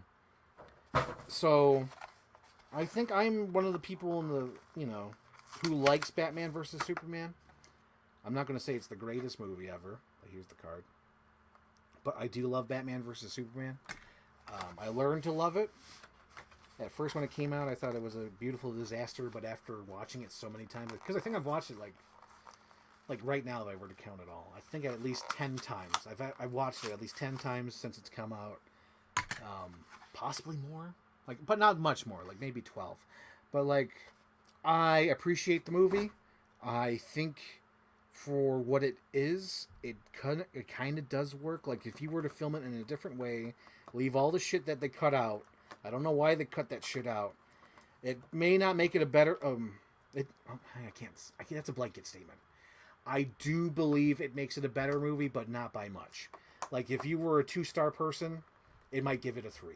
You know what I mean? It's not going to be like, oh my god, that missing footage completely changes the movie. It's not My Bloody Valentine. Holy shit, My Bloody Valentine goes from a 2-star to like a 5-star with the missing footage. No. With Batman versus Superman, it's like with that missing footage and then like the IMAX version, it gets better with each time they change it. Like originally when I saw it in the theater, definitely like 2.5 stars. I kind of thought it was a mess, but I liked it enough. 2.5 stars. And then the extended cut definitely raised it to 3, possibly 3.5. And then the IMAX release that they did for the 4K, it's like I know, guys, I don't know if you guys know, but they did like a 4K IMAX version. So whenever it comes to like the IMAX footage, it's there, and I think it was like a limited 4K release. And you really have to look at the packaging because they released this fucking movie so many times. So I have that, and it gets better with each release. But yeah, I like the movie. I'm not going to say it's the best. I'm not going to say it's my favorite. Because I think my favorite Batman movie, it has to be Keaton. I think Keaton's my favorite. Pattinson's pretty good. Batman Returns is probably my favorite overall. I do love Batman Forever. I love Batman Robin. I just love Batman. Like, I know people always try to be like, who's your favorite Batman? It's like, I can't. Because I love Batman so much. And he works in so many different versions. Like, definitely, I think in my top 3, definitely Affleck is up there as my favorite Batman performance and Batman look. There we go. But I love Batman. He's the greatest. He's my hero. And looking at this and actually holding, I don't want to cry. Okay, so I've really been waiting for this version that looks good. Because I remember when the movie came out, NECA had the detailed one, and it fucked up. It looked stupid. The hot toy that came out when the movie came out looked stupid. The Mattels that they did looked stupid. And this is like the first one that kind of nails it. And there's people out there who've made better versions. So the customizers, the problem here is, not the problem, but like a little nitpick, is that he's a little too tall. The neck's a little too long and the head's too tall. So what people have done have used like their heat guns, removed the head, squished it with their hands. Just a little bit. Squished it with their hands while it was soft. Just a little bit. And then replaced the neck joint with a shorter one. Oh, fuck. I've seen it. But I don't want to risk it because I'm not a huge customizer. But what that person did when they squeezed that head just a little bit because it was heated so much, and then they replaced the neck joint, perfection. But other than that, I still think this is a great looking figure. Here's the Batfleck figure. Oh my gosh, my pride and joy. I know I said like the Keaton is probably my favorite Batman movie, but I think my favorite Batman performance, live action, Batman specifically, because I will say my favorite Bruce Wayne is Val Kilmer, but my favorite Batman is probably up there with Affleck. Because they're all so good. Like, I think if you were to judge all of them, I think the top 2 all around, like best Bruce Wayne, best Batmans, are probably Kilmer and Affleck. And Keaton's like a close third. Because Keaton's got some crazy shit going on with his Bruce Wayne, but his Bruce Wayne is not for everybody. Because his Bruce Wayne is like isolated and not really the playboy. But like Val Kilmer and Ben Affleck do the playboy thing so much. They do so good. That's so cool. And yeah, I don't know. It's gotta be like it's a whole discussion. It's a whole. I have to do like a podcast or something. That's why I want to talk with Jolie. I want to talk with an average person. What does an average person talk about with movies? So if anyone who's watching this who knows Jolie, like Whitney or Ashley, or if Jolie herself ever watches this, like, goddamn, I need to talk to somebody who's like, like a layman, like a normal person who only watches Batman movies and probably doesn't read the comic books, who's not a hardcore nerd like all of us, because I consider like Captain Iron Dog, Luke, Phil, we're all nerds. We're reading the books, we're listening to commentaries, we watch interviews, we're up on the news. Like whenever they talk about Robert Pattinson Batman, like we're on the headline. We're we're on the front line. We know everything about Batman. It's like I want to talk to somebody who's just like, I like Batman. And it's like, why do you like Batman? How'd you get into Batman? It's like, I wanted that because I know we're all too hardcore and we all have very strong opinions. Like, I know Captain Iron Dog loves Batman Forever. And see, Batman Forever is my personal favorite Batman with the Batman as my close second. See, like, even he has a different with like the Batman's his second favorite. Like, with me, it's like, I love the performance of Batfleck because I love his fucking depression. I love how sad he is in his private life. And then I love how he turns on that Playboy aesthetic when he's in the clubs. That's so good. I love even like his like drunkenness. Like I like those shoes. It's so good. And then I like what else do I like? I like his fighting in the factory. That's some cool Batman shit. And then with Batman Forever, you have Val Kilmer like doing a great job because he like I think Kilmer has like the best Batman aesthetic. Like his voice is perfect when he does all that shit. He's like, oh, insightful. Like he doesn't go all out like Christian Bale. I love Christian Bale as an actor, but I think out of all the Batmans, he might be my least favorite. Even George Clooney's fun because like if you watch George Clooney as like an alternate version of Adam West, I'm realizing I'm going down a rabbit hole and I should probably wrap this up because we got more figures to unbox. But at some point I need to do a Batman live stream. Please get Jolie on the show. We have to talk. I need to get this. I really need like a Venn diagram. I really need to think this out. I need to rewatch all the Batman movies and really figure it out because there's elements I like from all of them. Like, I think that's my fascination. Like the character, he's so cool. You could do anything with this goddamn character. He is so fascinating because there's so many different versions and they're all valid. I know people say like complain and bitch about other ones. It's like, no, it's like they're all valid. It's so good. It is so good. There's the line I was trying to remember. Insightful. Naive, but insightful. So good. So good. Oh. But I know, like, I know if I ever talked with Luke, I love Luke, but I know we would get in arguments. He'd be like, fuck Affleck. And I'd be like, no, Affleck's great. Oh, but look, I'm so happy. I like I said, I almost cried when I just looked at him earlier. But yeah, this is so good. He's so good. I love Batman. He's great. He's my favorite. I don't want his cape getting knocked off because it's a cloth cape, so I don't want him getting hung up. So I'll put him on the Batmobile for now. He's safe. He's safe. I did that mod for my Batfleck. It really makes a difference. Oh shit, you did the mod? Oh god. Now I'm tempted. I'm tempted, Captain Iron Dog. Why'd you say that? Because that heat gun and you just squeeze the head and you change the... I'm too afraid. I can't do it, Captain Iron Dog. I'm scared. Alright, moving on. We got more to unbox. This will go on my Speed Racer shelf. For those who don't know, hopefully you do know. Oh my god, it's almost been exactly a year. So a year ago, I did a huge unboxing Speed Racer special where I bought all the Speed Racer cars. Well, not Speed Racer cars. I bought all the Speed Racer figures, and I made a little display. And the reason why I bought them all again is because I grew up with the Speed Racer toys, and what do you call it? All mine were played with, so I wanted new versions to display. And when I say played with, like my toys, oh my god, my Speed Racer toys they're all fucked up. They're all played with. They got like all the paint scuff marks. They got miscolored. Even my my Mach 5 had like a piece that was like stuck because I played with that Mach 5 so much. Like like one of the doors was jammed. So finally, when I displayed my shelf. When I displayed my shelf, I was finally able to fix that jam.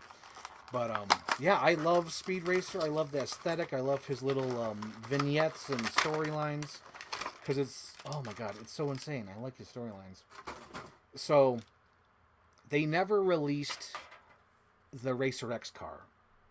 And even though they displayed it, like on the back of the toy boxes, they would display, um, they would display, they would display upcoming toys and whatnot, and they had it in the works, but they never released it.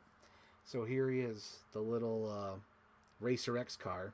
Racer X, as you know, is the brother of Speed Racer, but Speed Racer doesn't know who he is. So good. Shane Ford's in the house. Shane Ford in the house. Yep. So I got this to represent the Racer X car that was never released. It's a little what do they call it? Slot car? I just threw out the box. Okay. Silver Queen Machines electric slot car. Yes.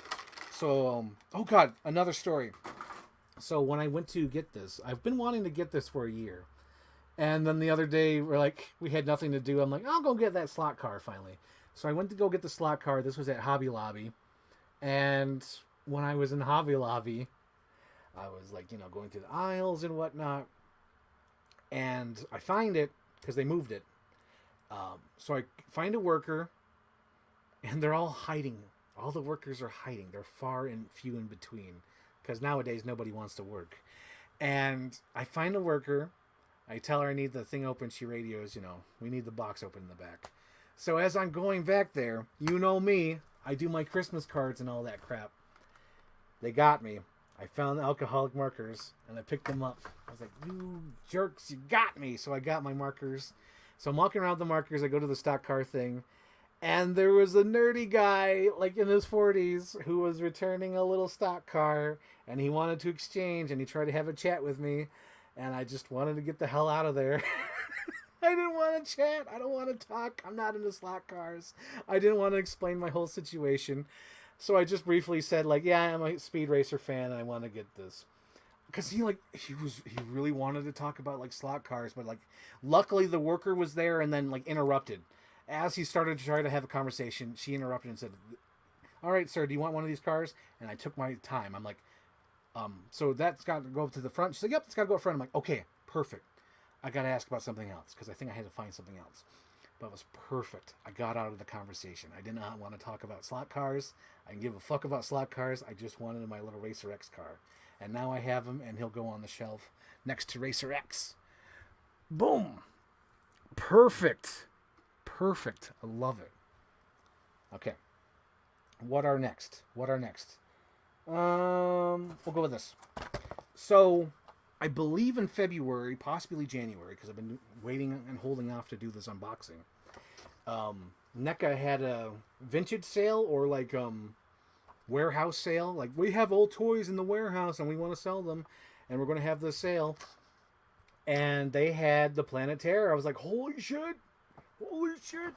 Because I've seen this at all the horror conventions I go to. I think I've seen it at Nickel City Con. I've seen it at Frightmare at the Falls. I've seen it at, I think even in Steel City. And every time I see this, it's way too expensive. It's I think they had $100, and then there was one I found. I'm like, oh, there it is. And as he says, oh, you want to look at it? So as he took it off the shelf, I didn't see it because I had diabetes eyes. But as he got closer to me, I saw a big giant signature on the front, and he said, yeah, it's $300. I was like, fuck. Because it was signed by Rose McGowan, and I was like, fuck, I just want the figure. Oh my god. So by chance, by a freaking miracle, NECA was like, hey, we're having a sale, and then it was only $30. And I was like, god damn, I'm gonna get Cherry Darling. And I think you guys, if you watch the show regularly, if you watch the Steel City Con, there's a whole story I tell. When I finally met Rose McGowan, I cried. I cry in the video as well, explaining meeting Rose McGowan, because it was just, oh my god, overwhelming. Overwhelming finally meeting her, because I don't really want to get into it again, but Grindhouse really made me love movies, because it was my first, I don't think it was my first, but one of my first Tarantino movies in the theater. And I believe it was my first Robert Rodriguez movie in the theater. And watching all their movies and really getting into it in 2007. Because it was right around this time, too. Because in 2007 is when Hot Fuzz came out. and I'm watching all these movies. I'm going to FYE. I'm buying stacks of DVDs for like $5, $2, and it's like all the movies they talk about, like Hard Boiled, The Killer, um, like Piranha, all like Evil Dead, The Thing. Like I'm getting into all these movies in high school, and I'm buying all these Blu-rays, and getting into the work, and then seeing these movies like Grindhouse in the theater on Easter. It was great, and being one of the few people who went to see it because the movie flopped so hard, and then oh my god, meeting Rose McGowan in person, ugh, makes me so happy because I never thought I'd have the chance to meet her. It's great, and it's one of those things too where it's like, she was at the first convention I went to, Fan Expo, I should say, but like I didn't know I could like meet her, or I wasn't planning on it because like my whole goal there was like Red Letter Media, and opportunities. But yeah, she'll go on my horror movie shelf. I just rearranged that the other day, so she'll go over there. She'll go over there somewhere on my horror movie shelf, and there she is, Cherry Darling herself. Here's her finger and her bye-bye slip. That's so cool. Look at that. Look at that. You know what I'll do? I'll go through my collection and I'll find the Rock's glasses. Because I have a whole accessory bin. I'm going to find the Rock's glasses because in the movie, at the end of the movie, when Rose McGowan saves the day and like shoots everybody with her leg, she puts on these sunglasses. And I think the Rock's glasses will be perfect for that. Oh my gosh, hang on, let's get some detail. I don't know if I put it close enough. Get all that detail. Look at that. Cherry Darling herself. Oh, that hair. And this is like an original release. This came out in like 2007. This isn't a re-release. This is like the official old figure. So there's that. And I think at that time I only got Stuntman Mike, because at that time I was more of a what do you call it? What's that movie? I'm more of a Planet Terror fan. Well, not. Fucked it up still. I'm more of a Death Proof guy at that point, because it was Kurt Russell and Tarantino. But over time, I love both movies. I love Planet Terror. Planet Terror is perfect. Planet Terror has the missing reels and the humor, and it's great. I love both movies.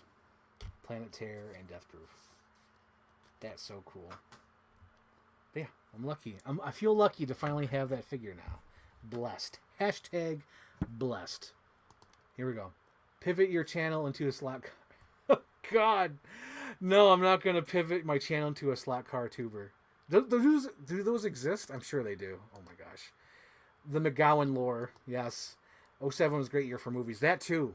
07 was a huge year. The only thing that kind of bums me about 07 was Die Hard 4. Like, if it waited one more year, like if they filmed Die Hard 4 in 2007 and released it in 2008, it would not feel as dated.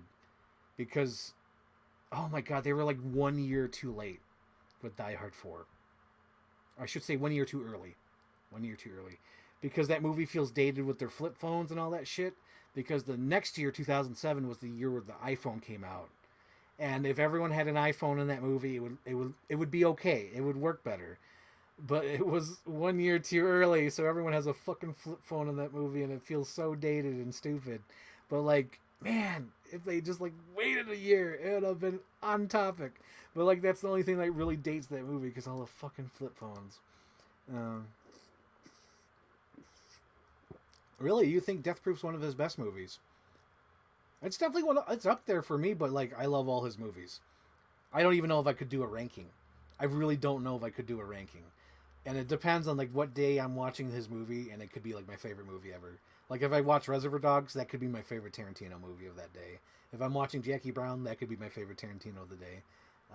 Death Proof, when I rewatched Death Proof, shortly before I went to during Halloween, I really love Death Proof. Death Proof was really good. I don't get the hate around it because I know people are like, it's eh.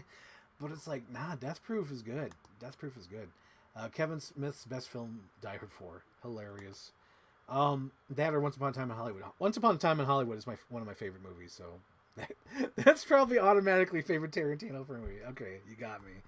You got me. Tarantino ranking stream. Yeah, that's a whole discussion. Like we just talked about Batman for way too long. Way too fucking long. You can't go stuck on Tarantino. All right. The next thing to unbox here, and I got so excited when I saw it, I was like, oh, good, for the collection. And it's this Wednesday, Jenna Ortega, Wednesday Addams. Still haven't watched the show, but I love Jenna Ortega from X and Scream. And I still haven't watched Wednesday yet. I plan to get that Blu-ray set. So I'm going to unbox this now. I got to be careful, too, because I got to save the background, as you see here. I never use the backgrounds, but I like to save them anyway. So I've got to be careful. Be very, very careful. I'm hunting rabbits. Yo ho to ho, yo ho to ho, yo ho. Be very, very quiet. I'm hunting rabbits. Okay, perfect. Not too damaged. Didn't burn the card. Perfect, perfect. And I just made space for her. I created new real estate over there. I found my little Beetlejuice gravesite, so I put Beetlejuice. You can actually see him there. There's Beetlejuice, like right there. So I'm going to put Jenna Ortega right next to him until they release the official Jenna Ortega from Beetlejuice, which I'm sure they will. I'm sure NECA will do a Toonie Terror of Jenna Ortega and Beetlejuice. Dude, what if they do a freaking Lydia Dietz a Toonie Terror? That'd be boss. Da-da-da-dun. Da-da-da-dun. There we go. There's Jenna Ortega. Perfect. And she'll go right over there next to Beetlejuice. Beetlejuice. Beetlejuice. Beetlejuice. Beetlejuice. Oh my God! Did I ever tell you guys that? I'm not on the live stream. I said it on Twitter, but for those who are watching and are just casual Frank Ireland fans and are not into the lore, when I found out the title of Beetlejuice 2 was called Beetlejuice, I'm like, oh fuck, they're gonna make this a trilogy. They're gonna make it a trilogy. I know it's gonna end with the cliffhanger, and the third movie will be called Beetlejuice, because you don't call Beetlejuice 2 just Beetlejuice if you're not doing a trilogy. And when I saw that, I'm like, oh fuck, they're doing a trilogy. Oh my fucking God. So hopefully the second one's good. I'm already knowing they're like, that's a threat. When you, I consider that a threat. Like, you don't just call Beetlejuice 2. You call it Beetlejuice 2, but when you call it Beetlejuice. That's a goddamn threat. It's like, oh shit, you're telling me you're going to make another one of these. Oh my God. Ah, Lord. There we go. Luke's favorite actor. Oh my God, like, he hates her so much. He hates Jenna Ortega so much. I know it's got to be a crush. It's got to be a crush, because it's that high school mentality. Oh, I don't like girls. Oh, her. Dr. Luke. Oh my gosh. I'm more excited about Burton's 50-foot. Oh, dude. So am I. I kind of hope he does it old school like he did Mars Attacks. Because there's elements in Mars Attacks that I'm like, oh shit. If he does the same crap that he does with this, oh my God, it's going to be great. And even if he does it like the cheesy like music video, I think, if you know what I mean, like if they did like a 50-foot woman music video, like if you're doing like the Killers singing like, oh, Killers, Brandon Flowers, and then it has like a giant woman and it's directed by, Tim Burton. I think you know what I'm talking about. Like you see it in your head. Like even if he does that, I'll be okay with it. It'll be great. It'll be super wonderful. I love it. But yeah, let's see. What's the next comment here? Thoughts on new Strangers trailer, Strangers film overall. Oh my gosh. Okay, we'll do a timeout for this discussion. Hang on. Nah, we'll do a timeout because the other things aren't really themed to Strangers. And this will be real quick. So, brief thoughts on the Strangers trailer. I loved it. And I don't understand why everyone's saying, like, I don't know, guys. I don't know. There's been so many tweets about the reaction to the Strangers trailer where they're like, I don't know.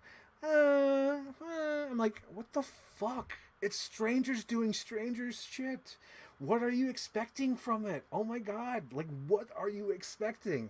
They're going to stand outside the house. They're going to say, is Tamara home? They're going to write hello on the window. They're going to tie them to chairs.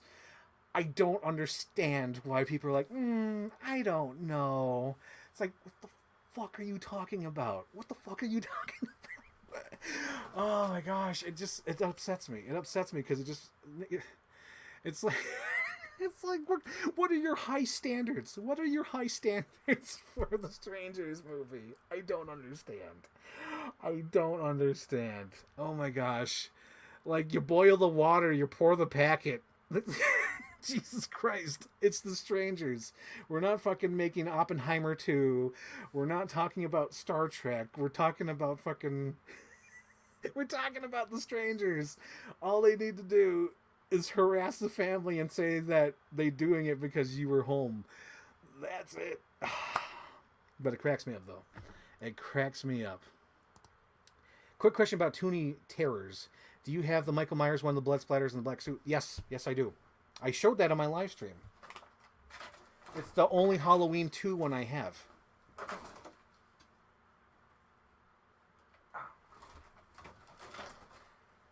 There.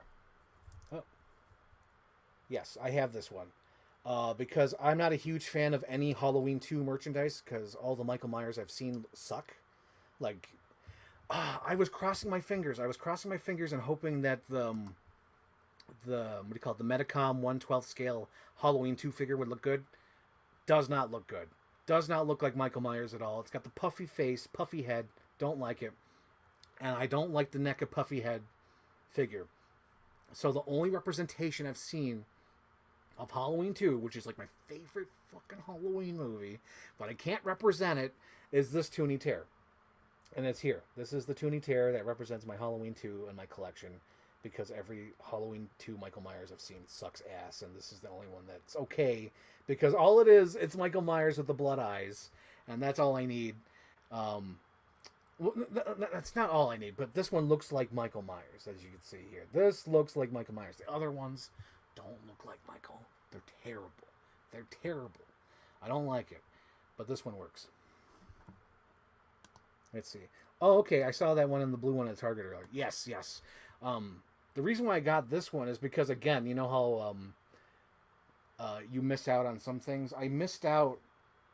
I think I missed out on one of the characters. I forget which. But I had to get the bundle, and the bundle was like the blood pack. So it was like the character I wanted, and it came with Ash, and it came with Michael Myers on Big Bad Toy Store, and I forget where. It could be the Nun, but it also could be Elvira. I forget which one I missed. There was a character I missed, and I had to get the bundle. So that's how I got this Michael Myers and the Ash, because I'm like, oh, I got Ash, and I'm like, yeah, it all works out.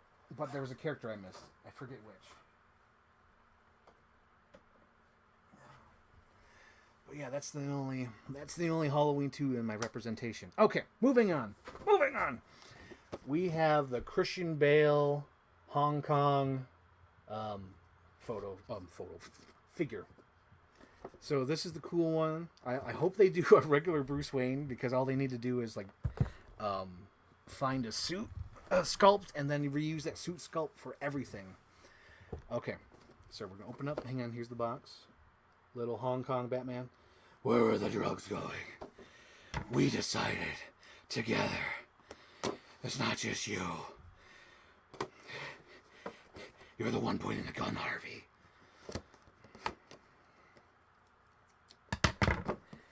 What are you guys' thoughts on the Christian Bale voice? It works in Batman Begins, but it doesn't work in The Dark Knight and Dark Knight Rises. Especially Dark Knight Rises. That's my opinion.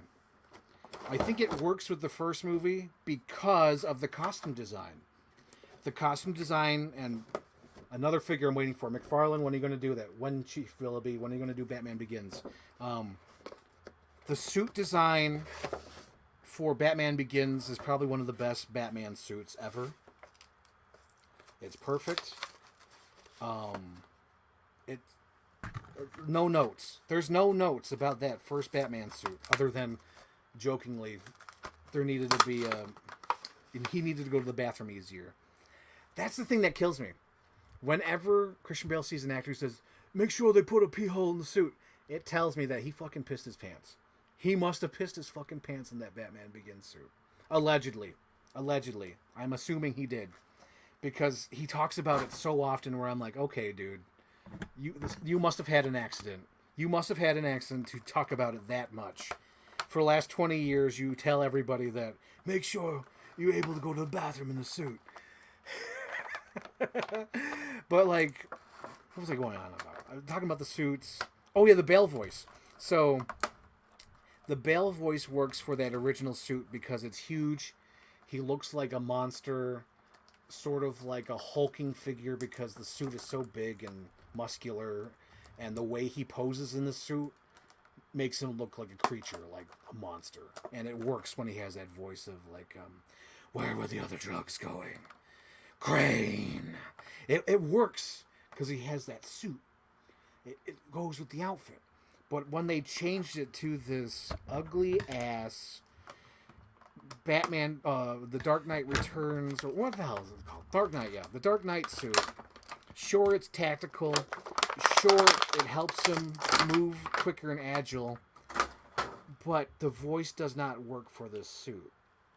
Like, he needed to tone it down. As, what's the name? Ving Rhames once said, tone it down. You need to tone it down. I won't tone it down. Piranhas. Piranhas surrounding me. But yeah, I feel like he should have toned it down, but instead he doubles down on the voice. He doubles down on the voice so hard in The Dark Knight. Where are they? Where are they? He doubles down so bad. Oh man. But I will say it works in Batman Begins. I'll give him the credit. I'll give him the benefit of the doubt. It works. Oh god, I feel like Dennis Nedry. Which way does the gun go? I don't know. Okay.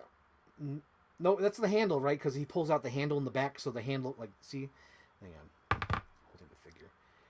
I think that's the handle, because I think when he opens it up, he pulls the handle. So that's got to go in the back. Because I was kind of thinking, because that looks like a, hang on.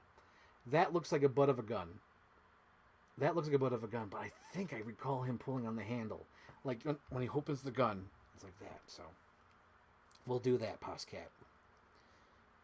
But yeah, that's my note on The Dark Knight. I think he should have adjusted the voice in The Dark Knight. Because he changed the suit.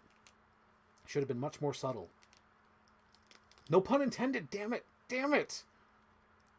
Yes, sir. Much more subtle. In the middle of the day, Alfred? Not very subtle. The Lamborghini, then. Much more subtle. Let's see. I want to Begins Prototype 1 with the ski mask. Oh, shit, son. Like, there's so many things they could do, Captain Iron Dog. McFarlane has only scratched the surface, and McFarlane's awesome. He is the best. I put all my chips, my casino chips, on McFarlane. I'm betting on McFarlane for everything. I'm hoping he gets Jim Carrey's likeness. I'm hoping he gets Tommy Lee Jones' likeness. I'm hoping he makes us a Build-A-Figure of Bane.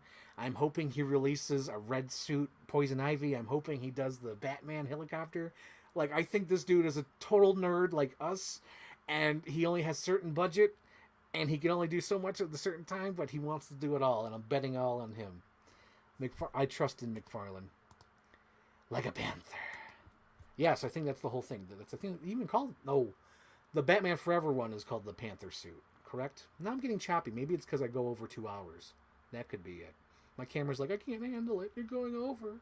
You're going to over 2 hours. Ooh. Oh, yeah. So here he is. Batman. The Batman. I think he'll go up there with my gargoyles. So he's like staking out the joint. He's going to be looking up there, ready to shoot his thing to go over here so he could put the timer on. Yeah. Yeah, son. By the way, I need more bases. Because as I was displaying or rearranging my horror shelf, oh my god. They all have different foot pegs and all that, and I just need more bases. Holy hell. That's a problem. I need... That's like a problem. Like, really, there's so many different foot pegs. It's ridiculous. Like, they're all an odd and end foot pegs over here, and I wish they all had, like, unity, but I can't. It can't happen. That's so cool. Look at that Bale!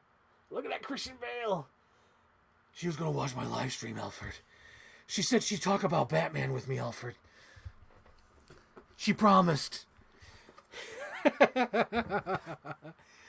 She'd do my live stream, Alfred. She said she'd watch.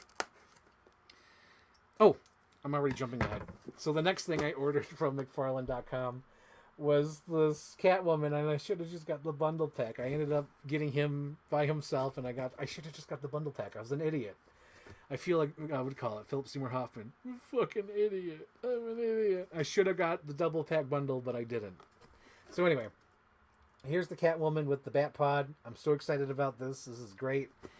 Oh my gosh, I'm so excited about the Bat Pod. And it cracks me up because my mom keeps saying, you already have a Catwoman. You already have a Catwoman. Which I do. But let me get it. This is the 2013-12 Cal Arts. So this thing is like 12 inches tall. Maybe it's 8 inches. I don't know. But it's definitely not to scale. Oh, maybe it's this. Nah, it's not to scale. No. She's like a whole inch taller than Christian Bale here. Yeah, so that's why I'm like, I have her on the car away from everybody else. Because she's not to scale. She's like a weird ass scale. She's like 12 or 11 inches. I don't know. She's definitely not 7. Because that's 7. But like, yeah, I keep her up here to display her. So I wanted this because it comes with Catwoman and it comes with the Bat Pod. And she'll be the scale with the other figures. Oh, Lord help me. Okay, I'm assuming this is Catwoman. I hope it's Catwoman.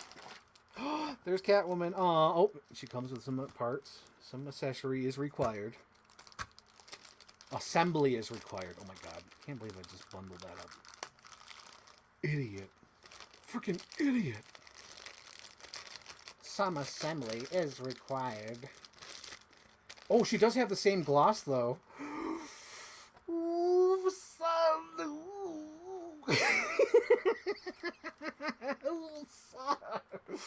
spicy. Oh my god. This is the best McFarlane I've seen in my whole life. Oh my gosh. Top tier. This is the greatest. This is the greatest thing I've ever seen. This is the greatest thing I've ever seen. McFarlane. Oh my god. Oh my god. Okay, I'm sorry. I know my mom's probably getting annoyed. Like, get on with it. Review the figure. But like, this is so good.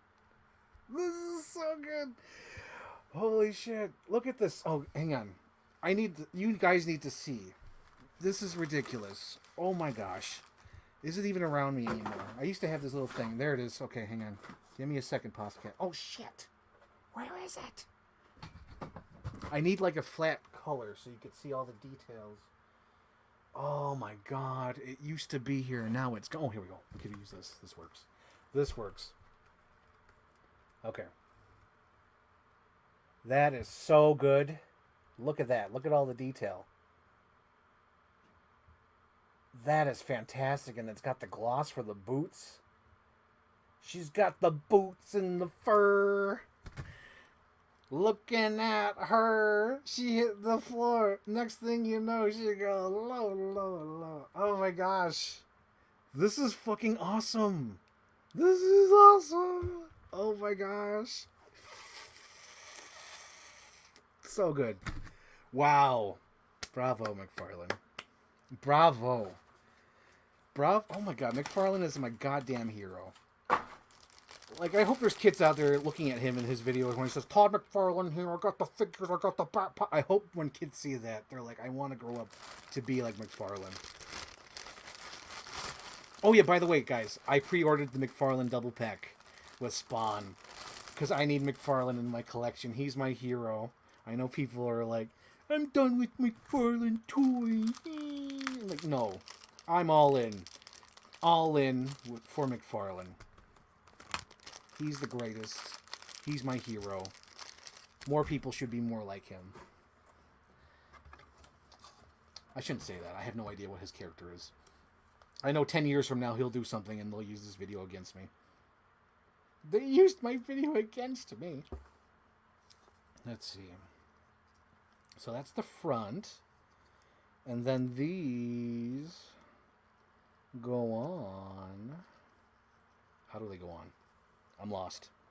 Okay, there's instructions. Okay, that's the front. And does it just go on? Okay, this one goes on, right? Yep. That one snaps on. Perfect. Now this one's a little bit different. A little bit different. How does this one go on? Oh shit, how does this one go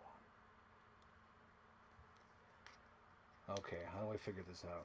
How do I live without you? There we go. Perfect. Oh, the Bat Pod. The Bat Pod. God, it's so choppy. I wish I knew how to fix that. I think it's just because I've been on for more than 2 hours. That could be it. Because that's what happened on the last stream. I went longer than 2 hours and went that. I think it's the different cord. That could be it as well. Maybe it's overheating or something. I have no fucking idea. I'm not a technical person. Look at that. It's so fucking cool. Oh my god, guys. Okay, story time. Because I'm looking at this and it just gave me Vietnam flashbacks. Ooh, the tires are rubber. The tires are rubber. I love that. Oh my god, this is incredible. So good. So good. Okay, so remember, 2008, July 18th, 7 p.m. showing. Packed theater, IMAX. The screen is huge. The Joker is going to run after the Batman. And he says, "Ooh, you want to play? You want to play?" And then Batman shoots the little cable and goes under around the truck and he says, "He missed!" And then Batman goes up the wall and spins. The audience lost their shit. The audience lost their shit. I'll never forget that. That's like top tier movie moments for me. Was that. We got a comment from Captain Iron Dog. He said, "The Bat Pod!" Yes, it was the Bat Pod. Must be really good. Dude, this is amazing. This might be my favorite. Like, if I were to do a top 10 like Anthony at the end of the year, this fucking... Oh my god. This Catwoman's going on the list. This Catwoman's on the fucking list. Oh my god. Top 10 figures for me. I want to pull the trigger on the Spawn 2... Spawn 2 pack. You should, Captain Iron Dog. Get that 2-pack. Get that McFarlane. That McFarlane 2-pack. Although, I find it so weird that that 2-pack came with him, like, shoeless. I don't understand. I don't understand the reference. I thought that was fucking weird. His 2-pack comes with him where you could take off his shoes. And I was like, what's that about? I don't get that. I think it's because he's like a martial artist or some shit. Okay. Trying to pose her in the Bat Pod real quick, or at least make it look like she is. Okay. There her is. There her is on her Bat Pods. Look at that. That's so good. So cool. So cool. Again, I gotta get that movie shelf. I think this is where that's gonna go. Because I don't have the real estate for this over here. But definitely in the movie shelf. Vroom. That's so cool. Maybe even hang it. Maybe make it hang it. Like it looks like she's fucking jumping. I might do that. I might just hang it. I might hang... That's an idea. That's an idea for sure. Oh my gosh. Okay, I'm going to try to salvage the box. I'm going to try to.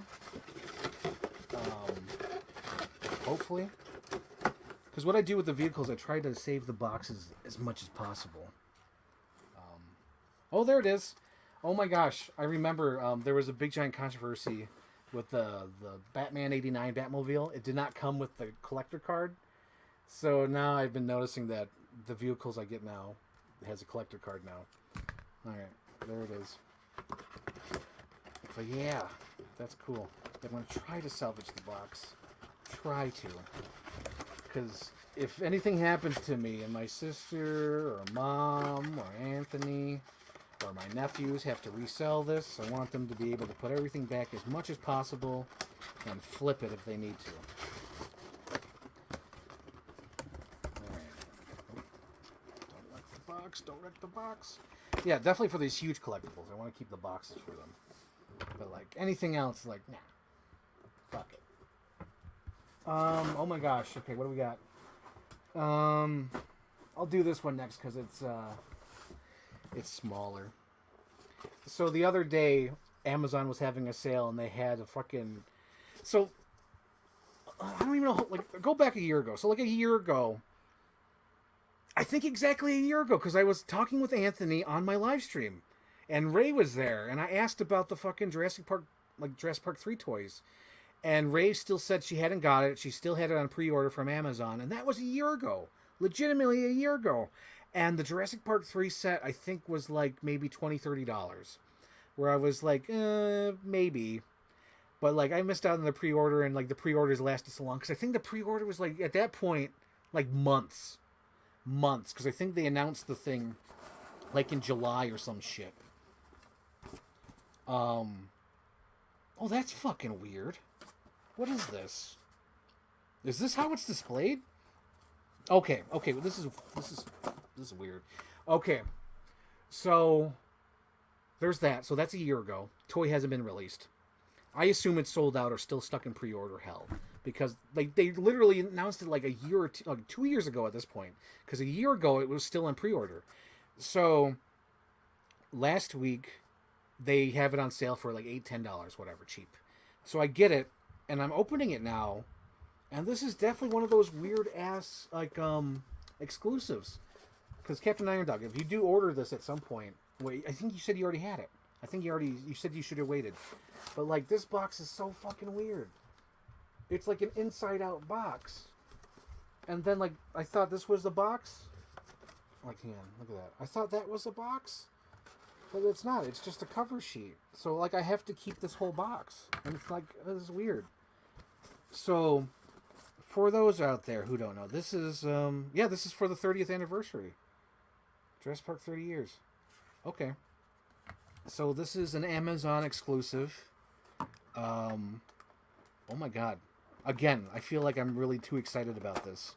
I feel like all my life I've been waiting for this moment. This feels like another Batman and Robin figure thing. Because I'm looking at this pack right now, and I just bitched and complained about it for taking so long. But like, oh my god. This is like nostalgia. This is pure nostalgia. This is like Pulp Fiction, needle in the heart nostalgia right here. Alright, I'm going to put it together before I show you guys.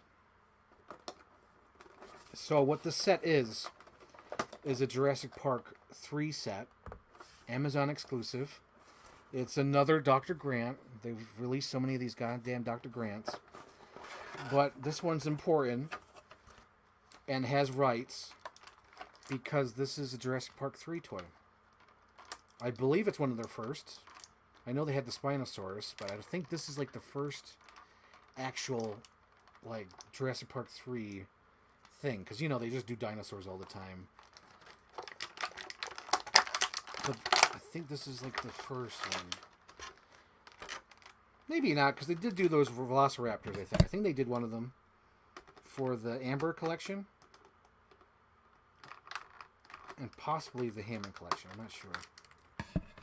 But I think this is like the first main one. Because this is actual character representation from Jurassic Park 3. There we go. We got Dr. Grant here in his shirt, which is really cool. And he's got 2 bags? I have to watch the movie again. I'm surprised he has 2 bags. Yes, he does have 2 bags, because one is his, and one is Billy. You're just as bad as people who made this park. That's so harsh. Such a harsh thing to say. But I think he's just aggravated, because this is Dr. Grant. He didn't want to be there. He was lied to. And he's not going to get paid the money that he was promised. And then Billy tries to steal dinosaurs. And he's just like pissed. He's like, this is fucking stupid. I'm stuck here on an island with stupid people. And the thing just keeps getting worse. Not only did they lie to me, they have no idea what's going on. They have no idea the danger they're in. Oh my gosh. I think he's just aggravated. Give him a break. Give Dr. Grant a break. So he comes with the eggs. I just put him in the bag. He comes with the eggs and the little Billy lunch pail camera bag. And then I'm going to put together this girl, because she's a good girl. There she is. Beautiful Jurassic Park 3 Velociraptor. Isn't she great? Isn't she gorgeous? Isn't she beautiful? Aw. And she doesn't have the stupid DNA thing that you pull out. Wonderful. Wonderful. Yeah, this is a shot of nostalgia right here, guys. Maybe get some more detail on that. Because the camera can do it. Let me show you. Misa, show you. Misa, show you. Look at all that detail. That's incredible. And now, I know it was $20 or $30, but man, I'm glad I waited. I'm glad I lucked out and got this for $10 because it feels like $10. It feels like $10, even though it gives me like a huge nostalgia. No, but like this is amazing though.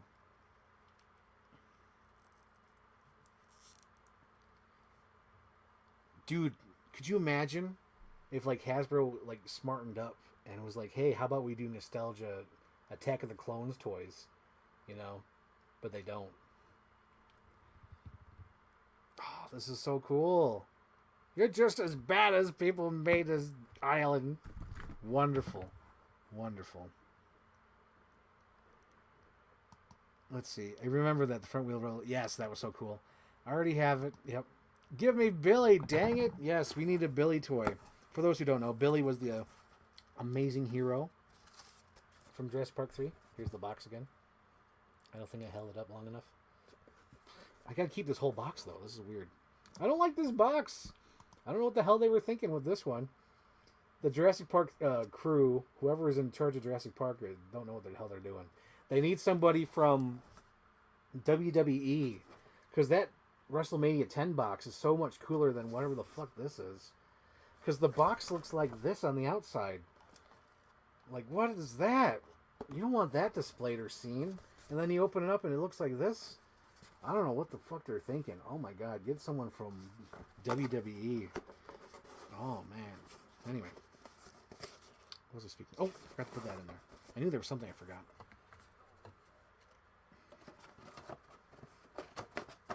Man, I was just talking about something too. I forgot it. Dang it, slipped my head. Slipped my head. Slipped my brain. Was it Jurassic Park 3? Billy. Billy! Oh yeah, for those who don't know, Billy was the hero who saved everyone. Billy, don't be a hero. Don't be a fool with your life. Okay, so this one I got as a joke. Also, I thought it looked cool. So there's a little like viral meme that I see on Instagram. I'm sure it's on TikTok, but I see it on Instagram.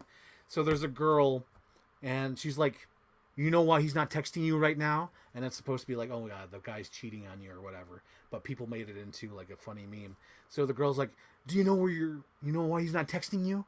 And it showed this guy who has like all these wrestler toys on his table, and he says, hi there guys, I was lucky enough to find the elite Stone Cold Steve Austin, and right here I have the Undertaker right here loose, Series 107. So the other day I was at Walmart, and I'm in the toy aisle, and there it is. Undertaker Series 107. So that's the reason why I got it. So it's here. It says, L.A. Knight ran his mouth about taking on any legends at Raw XXX when The Undertaker rode into the ring and put him in his place. So this is a recent Undertaker appearance. Oh my god, leave that man alone. Leave him doing interviews where he keeps saying, you know. Captain Iron Dog, do you watch those interviews? Or anybody out there? Do you watch those Undertaker interviews where he's like, you know? I think he's gotten better at it. But like, my god, the minute he retired, he just did a bunch of interviews. And he was so bad, but I think he's gotten better.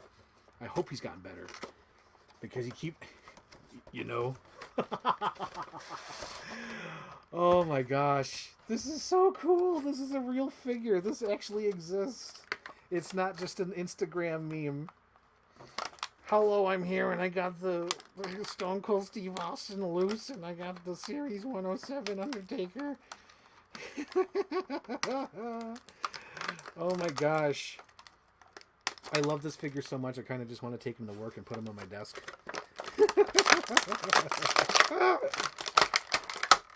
Oh my god, I don't even want to change his pose. His pose is so adorable. It's so, like, nerdy. It's great. You know?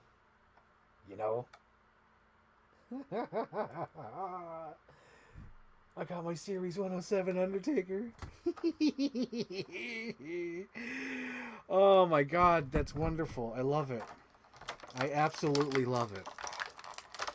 Again, I was at Walmart and I had a whole cart of shit I wanted to buy, and that was one of them. I was like, I gotta get the Series 107 Undertaker. Oh my gosh. Let's see.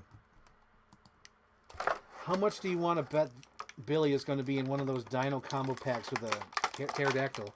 Dude, that's all I want. I want Billy to be in a pack where he comes with his glider, his parachute. Have that. If they could have it hard plastic like this little chute right here, with Billy, so he could pose it anywhere. Holy hell, guys, that'd be amazing. Yep, Billy would go up there because if I know you can't see it because it's too dark up there, but I have Eric, Amanda, and Paul Kirby all waiting up there, and there's a little pterodactyl. They're all waiting for Billy, and they're waiting for this little Dr. Grant to go up there with them. This little Dr. Grant will go up there and hide with little Amanda, Paul, and Eric. And those are the vintage ones. Those are the cool ones. Man, I lucked out with that Paul Kirby. Jesus Christ. So I was at Fan Expo a few years ago, and someone was selling that Paul Kirby, and it was like $20. I'm like, $20 is too much. And then after that Fan Expo was over, I looked him up online.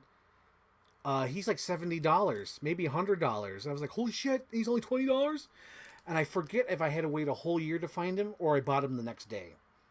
It might have been like I bought him the next day because I realized how cheap he was.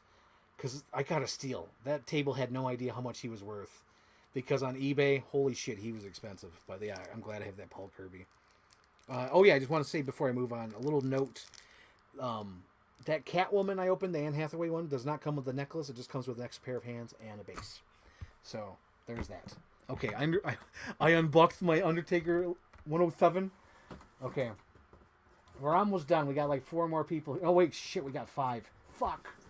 Well, anyway, we're almost done. Are we almost done? We're not almost done. We're almost at 3 hours. Fuck. All right, I'm just going to fucking speed run. We're going to speed run because we're... Oh, my God, we're going to go too long. I got to go to work tomorrow. I got to see a movie after work tomorrow. Oh, my God, I'm getting way too excited. I'm already unboxing this thing. Okay, hang on. Read the next comment. We have... I just know the countless ones about the locker room has changed compared to the old days. That's hilarious, you know. Hello there, Manfred lives. Becky, my all-time favorite person in the whole world. Oh my lord. Becky is the best. Becky is amazing. Have you seen her play games? She's always winning. Okay, we have what movie? Okay, Becky, you have to be more specific. I know you do this on your podcast too, because whenever you do your live streams, you always ask like a big question. Because I'll say like something, I'll say like, oh, I like the cat, and you're like, what kind of breed of cat is it? And I was like, oh shit, I don't know what kind of breed of cat it is. You always crack me up because it's always something like that. It's like, oh yeah, I went grocery shopping, and you'd be like, what kind of groceries did you get? I was like, oh Becky, stop. I love you, Becky, though. You're amazing.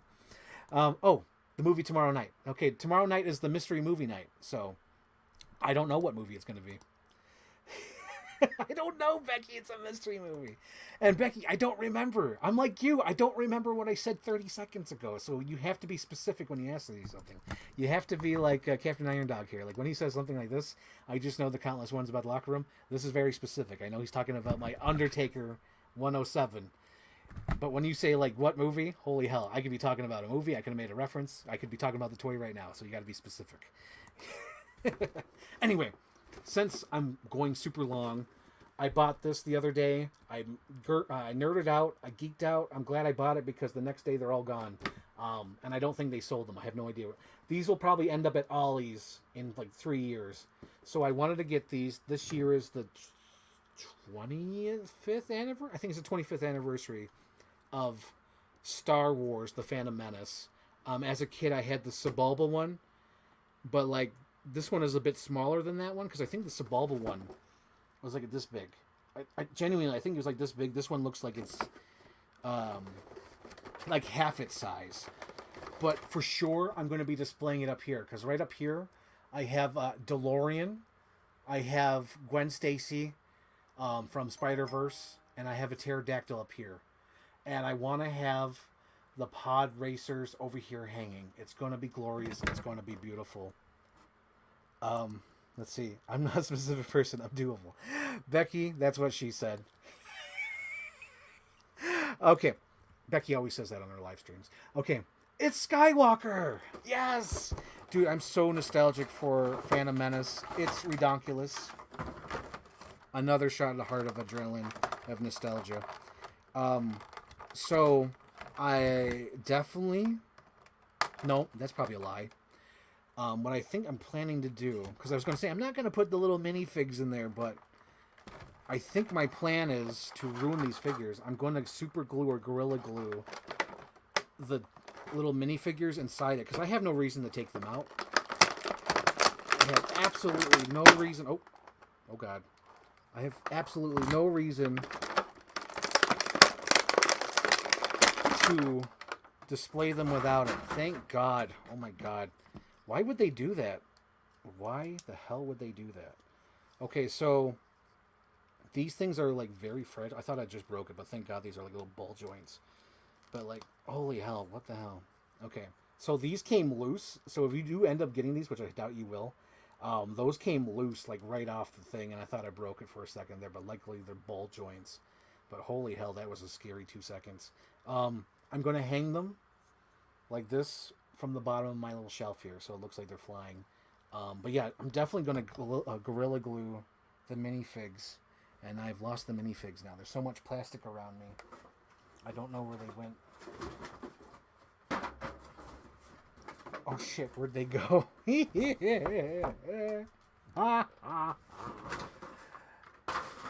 Oh God, where'd they go? Captain Iron Dog, what'd you do with them? Captain Iron Dog, where'd you put them? I found them. Yep. So here's the minifigs. I have no reason to have them loose like this, so I'm going to super glue them inside their little cockpits. Super glue them. Well, that's not very nice. Oh my God, that's so great. Okay, so guys, I highly recommend you watch Becky's live streams. Like, Full Metal. Go to her page, watch her live streams. She does them like every weekend. It's wonderful. And she has little catchphrases. Manfred lives. That poor cat. That's not very nice. Oh God, there's some other ones too. That's what she said. She always says that. But it's wonderful. It's one of my favorite things, my pastimes, is to watch her play games. Because she's always winning. That Becky is always winning.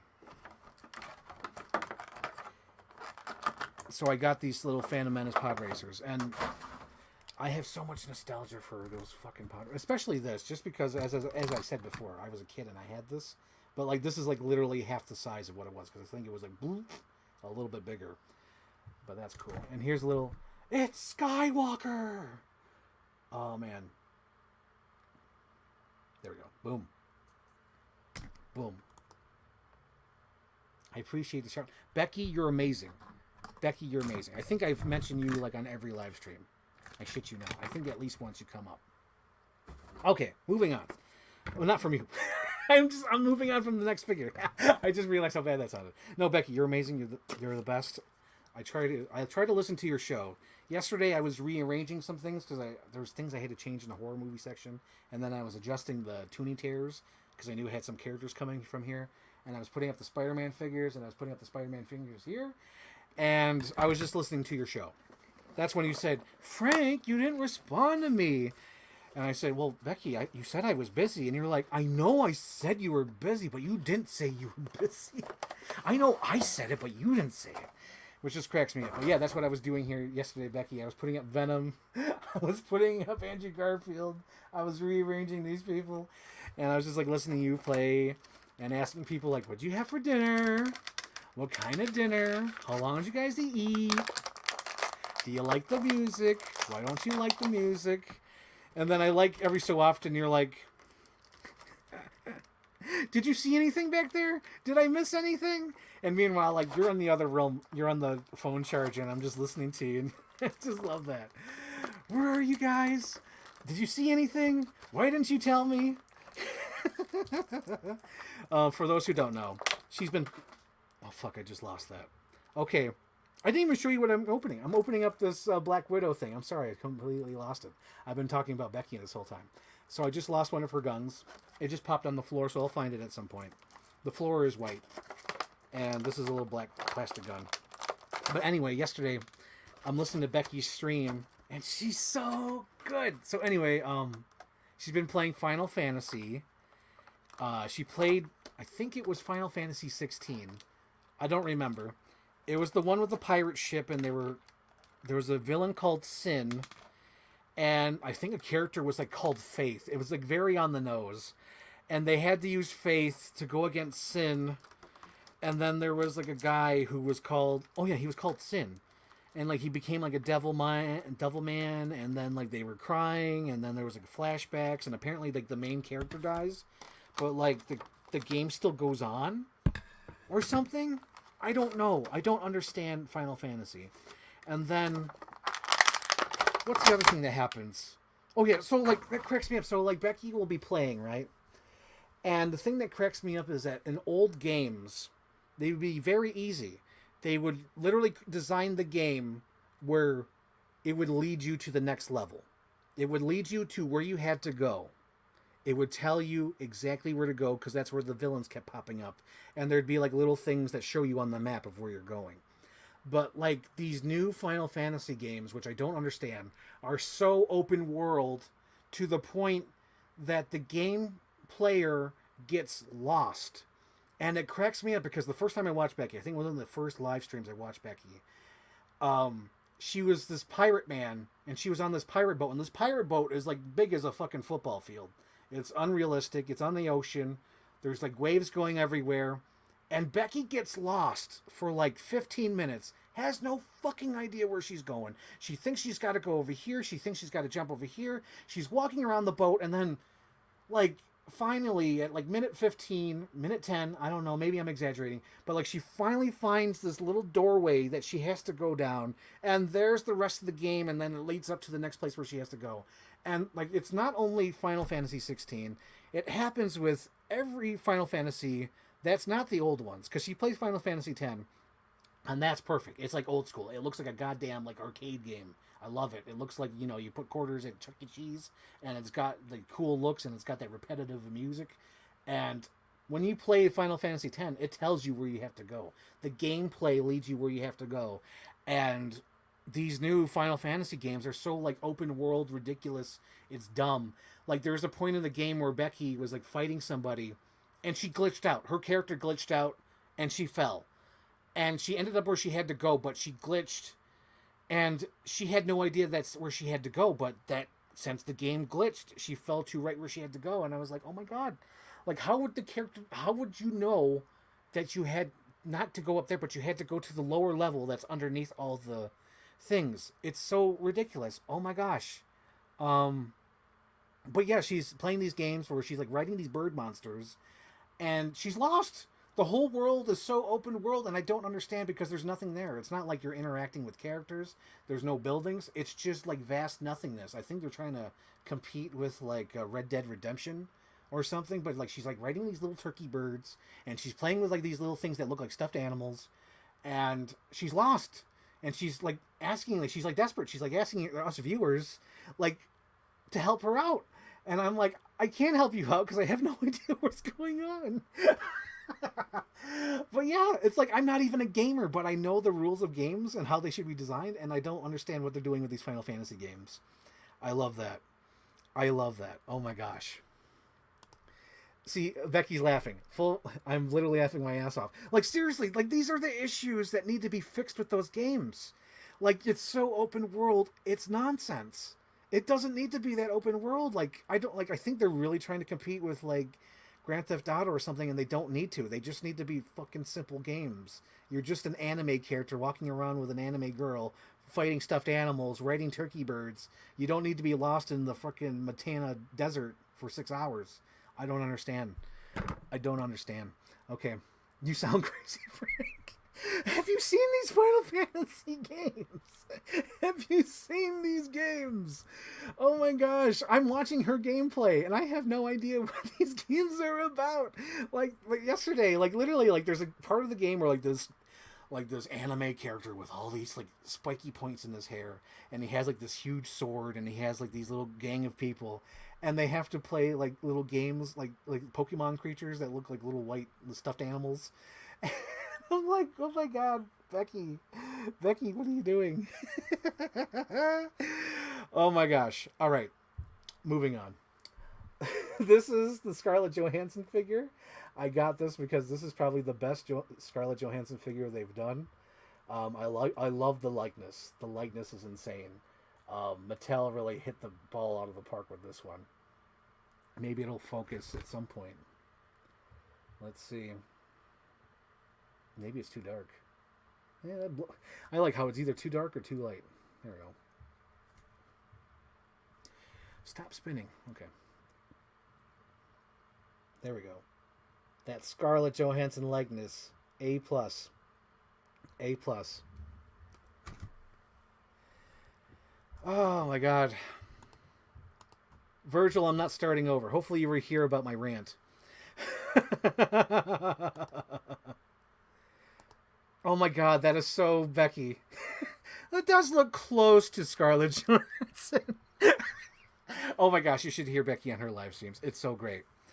Because that's similar, where it's like, where you'll say like, oh, I like pizza. She'll be like, I like pizza, but I don't like pepperoni pizza. It's like, yeah, that pizza's good, but it's got pepperoni on it, so it's not that good. Oh my god, yeah. Hopefully I'll find a timestamp. But I did a whole rant, Virgil, about her live streams and how she gets lost for half an hour. Oh my god, I haven't even talked about her Hogwarts gameplay. Her Hogwarts gameplay is ridiculous. It's like, I think it's supposed to be like a choose your own adventure thing, but it's like the most dullest choose your own adventure thing I've ever seen in my life. But I love it. It's so fun because Becky is such a great person, and she's got a great personality, and it makes the gameplay fun, and she has to talk to her cats. Oh my god, guys, oh my god. So she has this cat that lives outside her house called Manfred, and the whole live stream like chants about Manfred, how we want Manfred, and she's like, no, Manfred won't come out today. He's outside. He's not supposed to come inside. And we're like, Manfred, Manfred, and the chant. And she's like, no, stop it. And then, like, every so often, she'll send us a video where, like, her cats are inside because they're house cats, right? And they're waiting outside the window. And the fucking Manfred starts hitting the window. And it's like a jump scare, too, because, like, you're looking at the cats, and you're like, oh, my God, what are the cats looking at? And it's, like, pitch dark outside. It's night. The cats are looking outside. And like the fucking Strangers movie, Manfred goes... Hilarious. Hilarious. Okay, so the next figure I got was also from Ollie's. So this is Rogue. Rogue. Rogue. They took the cake away. Rogue. So I'm going to unbox her. I love Rogue. And it's not because like the character. I like her design. She's one of those characters where I collect on the design. She's almost like a Batman level. Where it's like I need every Batman I see. It's like I need every Rogue I see, I feel like. Whenever I see Rogue, it's like I want that Rogue. Just because I love that character design. I love the yellow and green. Her leather jacket, the hair. I love everything about Rogue. But I have no idea about her character. I know somewhat of her character from the movies, but like, you know, as a normal person, human being, who doesn't really like read comic books, X-Men comic books specifically, I don't know much about her character, but I love her character design. Here we go. Here we go. Look at that. So cool. I love that design. She's got like puffy shoulders and green and reds and brown and white hair. Love it. Noctis. Oh my gosh. I feel like it's one of those like Twitter stream things where you know how everyone like, you know, comes into the Twitter stream. That's amazing. Let's see. You're going to turn into a gaming channel. Seriously, I could almost like review games just based on your gameplay, and like the Final Fantasy games are like out of 10, I'm giving them 6s because of how lost you get. You get so lost, Becky. It's hilarious. Let's see. Hogwarts is pretty dull. Like seriously, like it could be interesting. That Hogwarts game could be interesting, but like it's so dull. And the thing I don't really like about it is like all the characters stay the same. Meanwhile, you're upgrading, and all the characters I feel like should be upgrading. Like all the characters look normal, right, in Hogwarts, but as your character upgrades and you could do different things, your character looks more and more ridiculous. You got like purple hair, you got glasses, you got the thing on your head that's like this big, you got goggles, you got your big jacket, because you're gaining all this knowledge, and you go to like a guy who's like, hey, want to play some secret Quidditch for like $50, and you get like these 5 things. It's crazy. And then there's like cats you get to pet. It's wonderful. I know I sound like a crazy person, but this is the gameplay. This is the gameplay I've seen that Becky plays. Becky, I just said her name was Rogue. I've been saying Rogue this whole time. It's Rogue. Rogue. I love Rogue's designs. I don't know her character, but I like her designs. Okay, where am I at now? We got 3 more figures to go through. Holy hell. Oh my god, and we're going at 3 hours. We're almost at 3 hours now. Holy hell, guys, I apologize. Oh my lord. Okay, so this next figure I got was from Ollie's. And she was $10, and I thought that was worth it. Because normal price, this Michelle Rodriguez figure would be like $25. I'm like, I'm not paying $25 for Michelle Rodriguez. And then I got this. I was like, yeah, I could pay $10 for Michelle Rodriguez. That's good enough. I like that.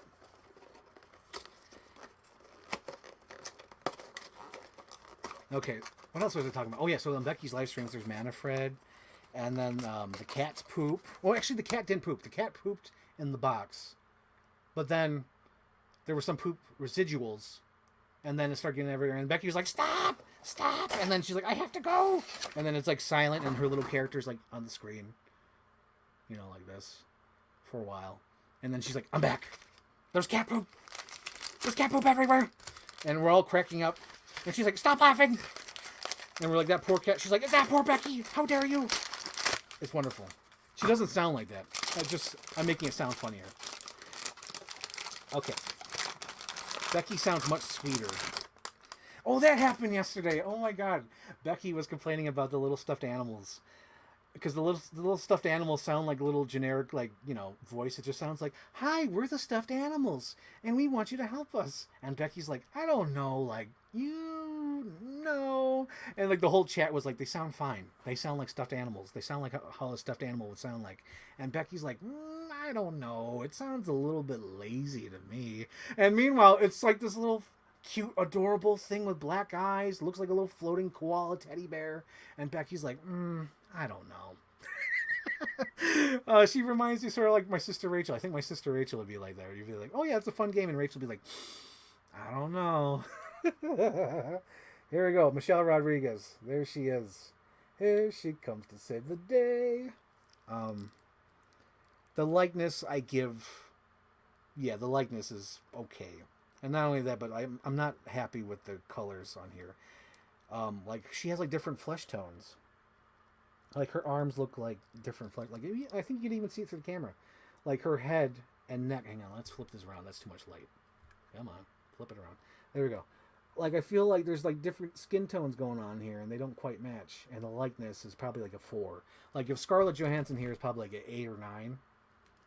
Like, this Scarlett Johansson is like 8 or 9. That looks like Scarlett Johansson, but like this doesn't really look like Michelle Rodriguez. Good thing I paid $10. I'm okay with $10 Michelle Rodriguez. Oh. And she does come with a weapon of some sort. Oh, dude. Spot on. I would never be this mean, but Captain Iron Dog is accurate.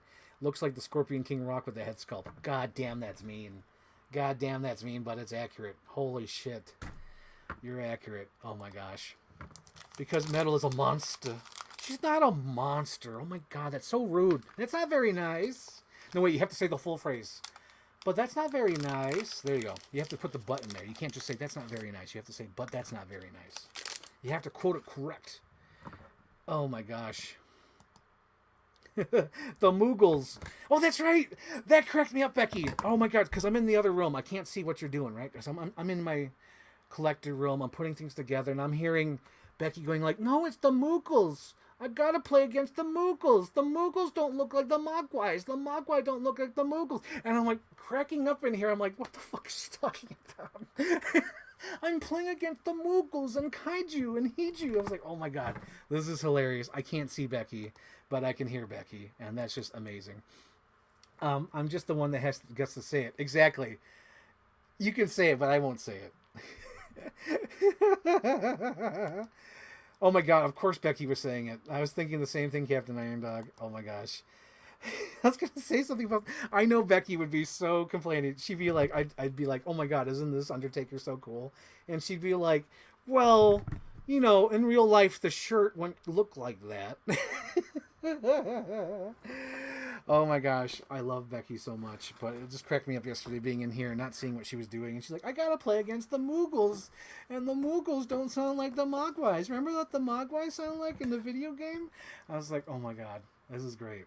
Because she knows all the lore. She knows all the lore to these Final Fantasy games, and I don't know jack shit about Final Fantasy. I don't know.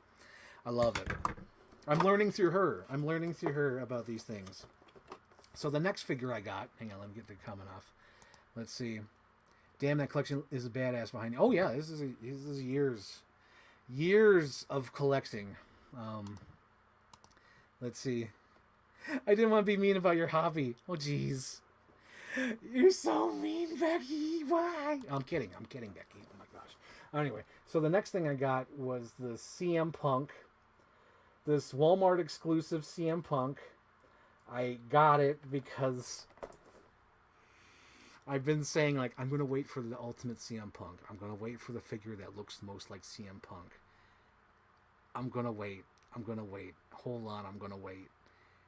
And I've lost all patience. I've lost patience. I know it's only been a few months since he went to WWE. And I haven't really been a huge fan of, like, the AEW releases, but, like, this is the closest one that looks like CM Punk, and I just want that CM Punk representation. I can't wait until the Elite comes, or the Ultimate Elite, where he could twist his legs so he could do his, what do you call it? The pipe bomb thing. But, like, this is close enough where I'm like, I could do the pipe bomb pose with this. At least I think so. Yeah. Oh my gosh, there's so much plastic. AEW is killing the planet with all this plastic. Ugh. How the hell? This is ridiculous. This plastic is so solid. Oh my god, how are you supposed to get the figure out? This is ridiculous. I really don't collect that many AEW figures, so this is all news to me. Oh, Jesus Christ. What the fuck? Man, you could survive a nuclear blast with this plastic. Shit. Alright, that's done. It took so long to get out of there, it popped his head off. His head came off. Yeah, it was pretty old. Yeah, so there's CM Punk right there. There he is. Look in the eyes, what do you see? Cult of personality. I think he's such a jerk. I love him. Like, I'm more of a fan of his, everything that's terrible about him. Like, whenever he's like, I'm old, I work with fucking kids, and I'm tired, or something like that. I forgot what the exact line is. I'm old, I'm tired, and I work with fucking children. I think that's what his line was. I do like these head sculpts. I'll probably go with the screaming one. The screaming head sculpt. There you go. There's the belt, his extra hands. This is like this is AEW's version of the Mattel Ultimate Edition. I think they're really in competition because, like, there's shirts. There it is. It comes with shirts. And then it comes with an extra pair of legs and trunks and outfit. They really go all out with their what the hell do they call it? Supreme. Unrivaled Supreme Collection. Yeah, I like the box and everything. It has like a nice little signature thing on there, and it's got him on there. Yeah, it's not a real signature, so don't freak out. Because honestly, like, since it's a Walmart exclusive, you could probably just have him sign like so many of them. Who knows? Yeah, I'll go through those legs later. Because right now we got to keep moving. I think we're close to going to 3 hours. This is super long. Alright. This one I won't open on camera. I'll probably open it off camera just because how intricate it was. But I want to show it off anyways. Because this one's like very intricate and it has so many pieces and I don't want to lose them on live stream because I'm surrounded by plastic right now. So a few months ago, I pre-ordered this Ninja Turtles Secret of the Ooze character, Professor Jordan Perry, because I have a huge Ninja Turtles 2 collection right there. So when this guy was announced, I was like, holy shit, I need him. I need this guy. He comes with his what do you call it? The regular suit when he makes the pepperoni heaven, and then he comes with his orange suit. Oh shit, he doesn't come with it. It's the other one that comes with it. For a second there, I thought he came with the big giant dandelion. They're dandelions. No, the dandelion one I think comes with Shredder, so I don't have the Shredder. I'm not a huge fan of the movie Shredder. Because I just realized that I don't have Shredder on my shelf. And I don't know why. I haven't picked him up, and I don't know why. He's just not up there. Like, I think Professor Perry, I think April O'Neil, I think Casey Jones, I think Ninja Turtles, I think Taka and Razor, which I do have, but I don't have Shredder. That's interesting. I never thought about it before until now. But anyway, he has these two versions. I'll be displaying. I'll be displaying this version right here. This Professor Jordan Perry Pepperoni Heaven. He comes with all these like TGII things, glasses. Go ninja, go ninja, go, go ninja, go ninja, go, go, go, go ninja, go ninja, go. Man, I want to watch it again. Man, I've watched this like so many times recently. It's like I gotta watch it again. I love Ninja Turtles too. I don't know if it's more than the other one, but it's more enough that I use all my Ninja Turtle 2 figures up here rather than the first movie. So there's that. Okay. We have tons of comments here. Holy smokes. Okay, I was going to say something about the forehead badass collection. Yep. Mean about your hobby. Cult of personality. I'm old, I'm tired, and I fucking work with children. Because you're not supposed to open it. That's hilarious. At least they're killing something. Oh, snap.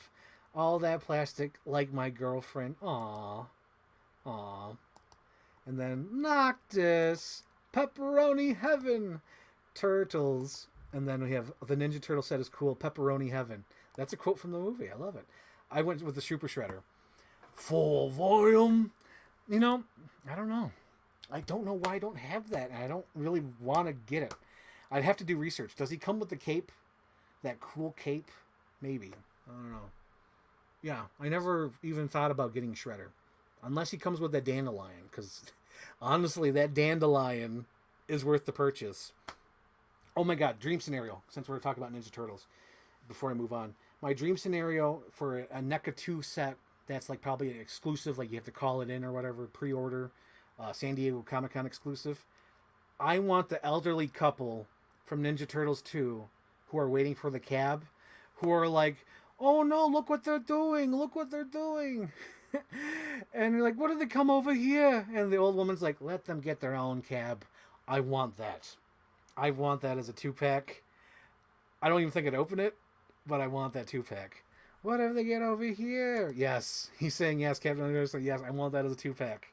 Holy shit, that elderly couple is so fucking cool. I want them as a 2-pack. I did miss out on the... what's that kid's name? Kenai? No, Kino? Kino. I missed out on Kino. I didn't pre-order. Because I think at around that time I was saving for like Fan Expo, so I couldn't order him. Bad time. Okay. So last but certainly not least, it's the best story of tonight. So yesterday, I wasn't planning on it, but since me and my mom had like no plans, no movie planned, we're not seeing Dune 2, we don't give a fuck. So we're like, what are we going to do this weekend? I don't know, we got no plans. Whatever. Frank, since we got no plans, you got to go to Target. You got to look for your figures, just in case. I'm like, yeah, sure, I'll go check. I got to find something. So I go there. Aisles are drained. All the G.I. Joes are like lame, or I don't have the space for them. Like right now, I'm very picky with G.I. Joes. Like they have to be like representation because my shelf's already packed and I can't get too many more G.I. Joes. Like they have to look cool. And right now they're like, kind of okay. No new McFarlanes. Not only that, but I ordered all the McFarlanes. So no new McFarlanes. The only one I'm looking for right now, and I'll probably have to order double price, is Tim Drake from the 90s, and he'll go on the 90s shelf. So I looked there. No new McFarlanes. No new G.I. Joes. All the Marvel section. Stripped clean. Looks disgusting. It's nothing but displays and like the new... I think there's like a Tony Stark in a silver outfit. Not the outfit I want. I wish they had the cave outfit. I don't know why they keep doing that fucking Mark 1 or what, the Mark 2, the one where he freezes in the air. I don't care about that suit. I want his Mark 1 when he's in the cave. Give me that action figure. I want that. Give it some dry brush. I want that one. I don't... Fuck Mark 2. They had that there. And then I looked at Star Wars. Star Wars is ass. There's nothing there for me. I look at the wrestlers. Tons of Hulk Hogan's. I don't need Hulk Hogan. Don't need those wrestlers. And then I look again at the Marvel section. And I'm shocked. There it is.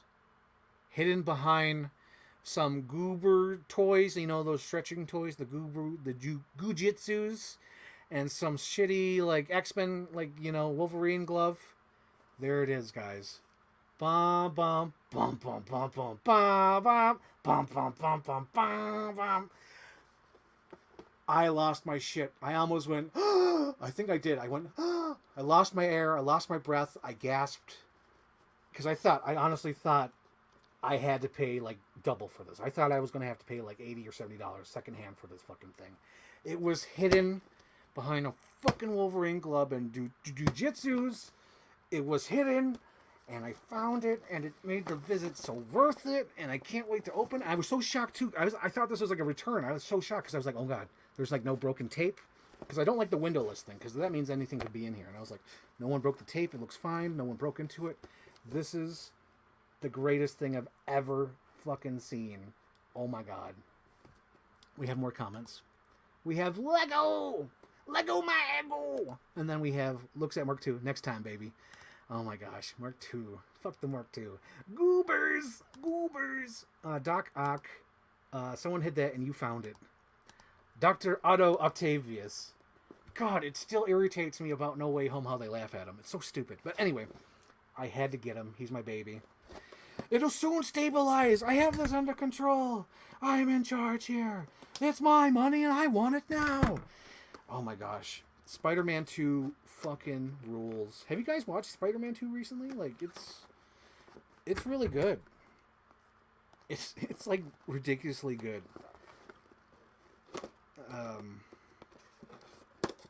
Okay, pop that open here. But yeah, that's my story. My lucky visit to Target when I wasn't really planning to go to Target. It was just because we had nothing to do. I end up finding this Dr. Octavius and paying retail price and not eBay price. So that makes me so happy. Oh my gosh. Oh my gosh. Oh my God. You think I'm under control? Oh my God.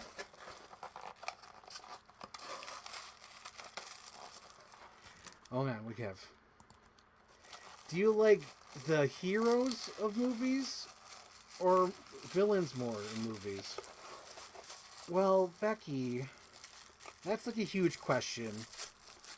Like, really huge. Like, that's like an open net question. Like, do I like the villains more or do I like the heroes more? Like, it all depends. Yeah, it depends. It's too huge of a net to cast. It's like you're asking if I don't know. It's a huge question. I would say I like the villains more, just because of my horror movie shelf. But I'm going to have to say villains. I'm going to answer your question, Becky. I'm going to say villains. I'm going to say villains. Because it's such a huge thing. Because like it really depends. Like it depends. Like I like Batman. I like all his villains. I like Spider-Man. I like all his villains. I like Racer X. I like all the people Speed Racer has to go against because they're all cartoony. I like Michael Myers. I like Ghostface. I like if you were talking about like Small Soldiers, I would say I like the Commando Elite more, which is the villain. But it's because the Gorgonites are a little bit too shy and whatnot. But yeah, I would say I like the villains a little bit more, just to answer your question, because I don't want to leave you hanging, and I want to make sure I answer people more often on these shows. Okay. Whoa, dude. Whoa. Holy smokes! This is awesome. This is rad. Okay, so this is how he came in the package. They're all coiled up, and there he is. Dr. Otto Octavius. And these are like bendy. These are so cool. These are bendy. Love it. Love it. Yep, I like the villains. Oh, and these are specific too. I can't just put them on. Okay, the box is right there. Okay, I'm good. Okay, I got to be careful with these. We got different hands. And we got bigger claws. Oh, we got different claws. Oh my gosh, there's tons of different claws. Okay, what do we do? Okay, the big claws go on the bottom. Oh, that's right, because the big claws are the feet. Okay, yep, that makes sense. My favorite part in Spider-Man 2 is when he, like, is the Evil Dead part. And what I mean by that is, like, there's a whole part when they try to cut off his arms in the hospital, and it goes all Evil Dead. That is awesome. That's, like, the coolest part in the movie. Okay, what's the right way? I assume this is the right way.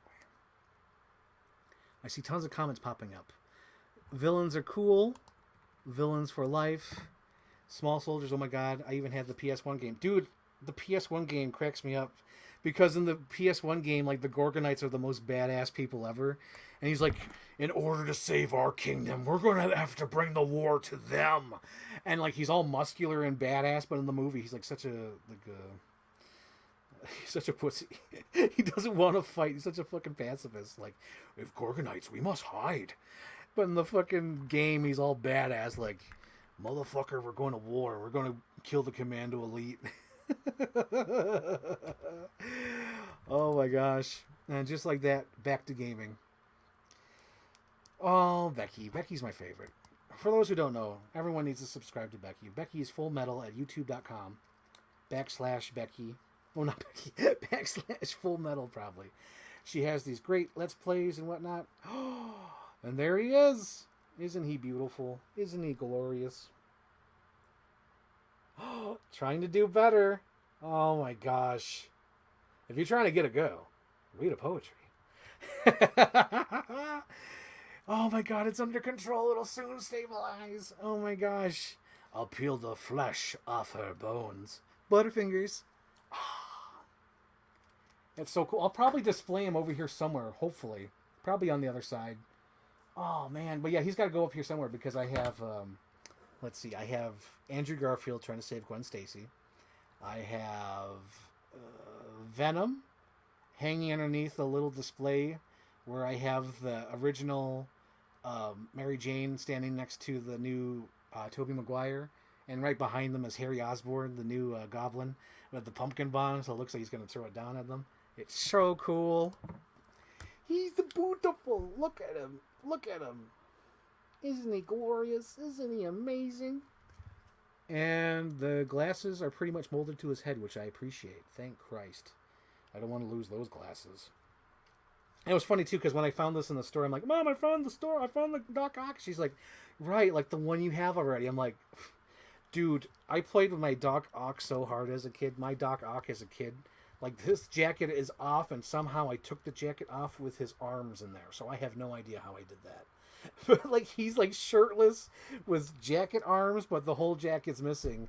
I played too hard with my Doc Ock as a kid. Oh, my gosh. You should get Ursula. Oh, you're...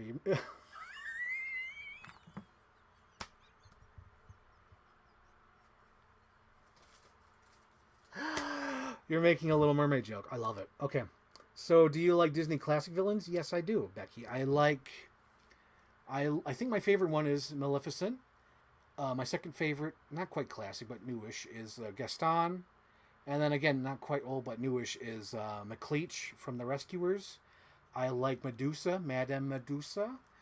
And you're too soft. I like Cruella.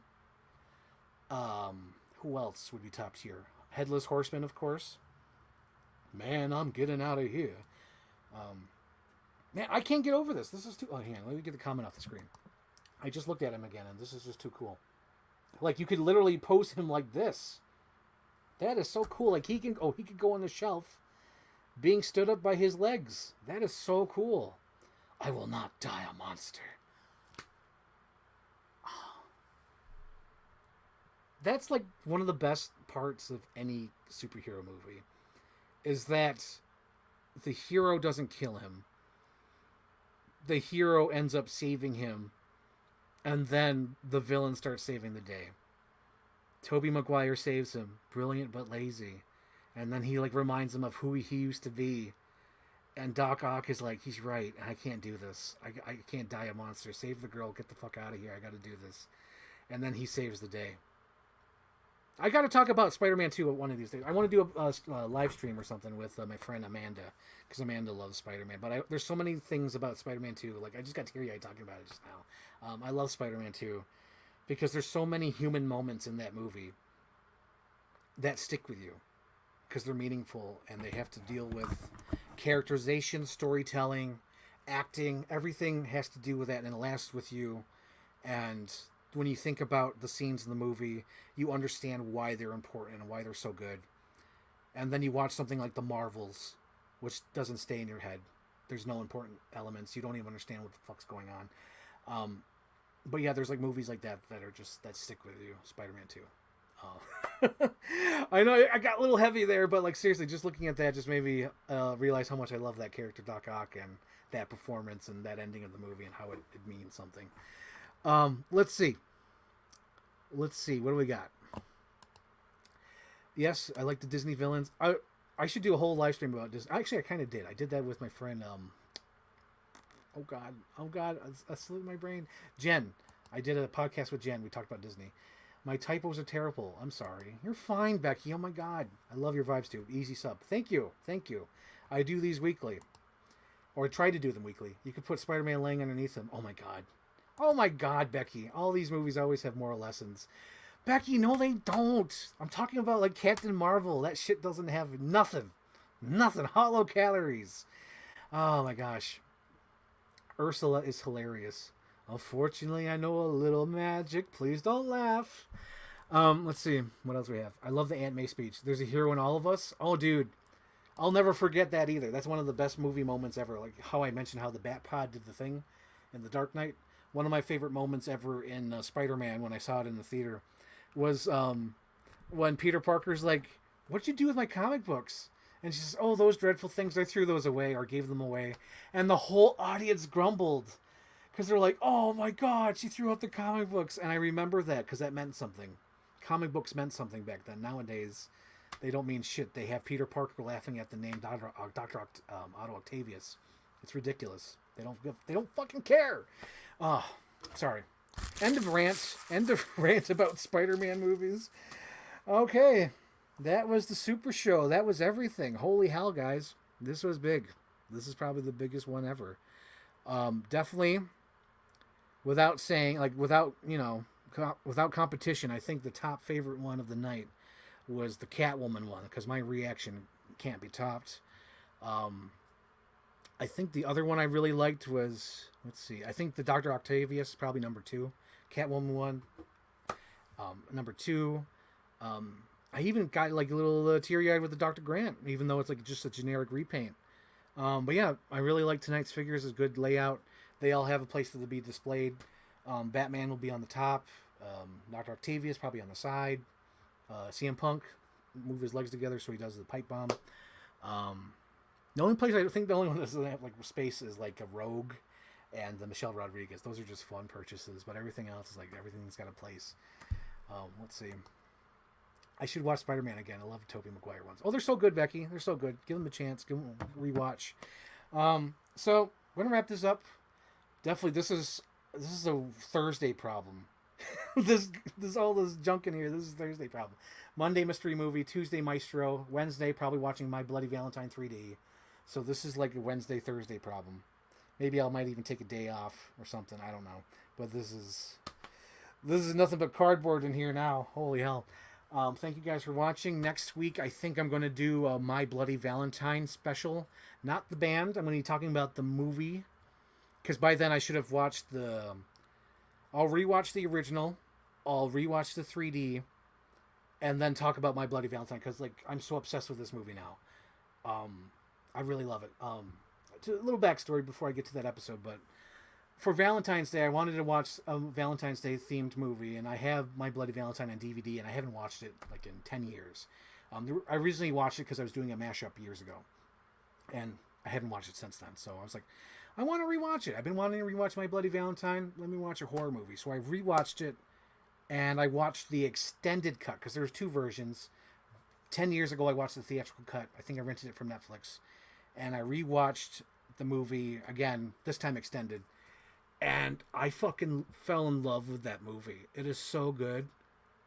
I know it's like a generic slasher, but like it does all the generic things to the pitch perfect. It's one of like the first early slashers.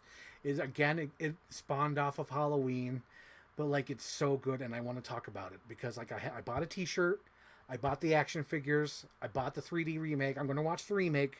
I gotta compare the two, and I gotta talk about the original. Like literally, I just want to talk about this movie, and I'm so in love with this movie. Yesterday, I shared a picture on Instagram. I'm like, I want to do my Halloween costume, and it's the box. I've decided I'm going to do Harry Warden for my Halloween costume because it's such an easy outfit. It's just the fucking black outfit, the miner mask, and then like the only thing that's like really difficult is that I'll have to do like the blood in the heart and the heart box. Like I'll have to do that. But it's so cool, and I'll have to get like the axe, but still, all easy shit. It's not like difficult. Like my outfit for Candyman was more difficult than this Harry Warden, but like I'm so excited to talk about it. I'll be talking about that next Sunday, and then at some point I'm gonna do an episode with Sarah. We're gonna talk about Oscar movies. Okay, Virgil's leaving. Okay, have a good night, and then Captain Iron Dog. Looks like you're gonna have a good night. But yeah, I'm just wrapping it up. Okay, so with that being said, thank you guys for watching. That's next week's episode, and I've had a lot of fun. Thank you guys for all showing up. Becky, thank you for inviting everybody. I'm sure it was you. You're a miracle worker. Thank you. Alrighty. Have a great night, and have a good week, guys. See you later.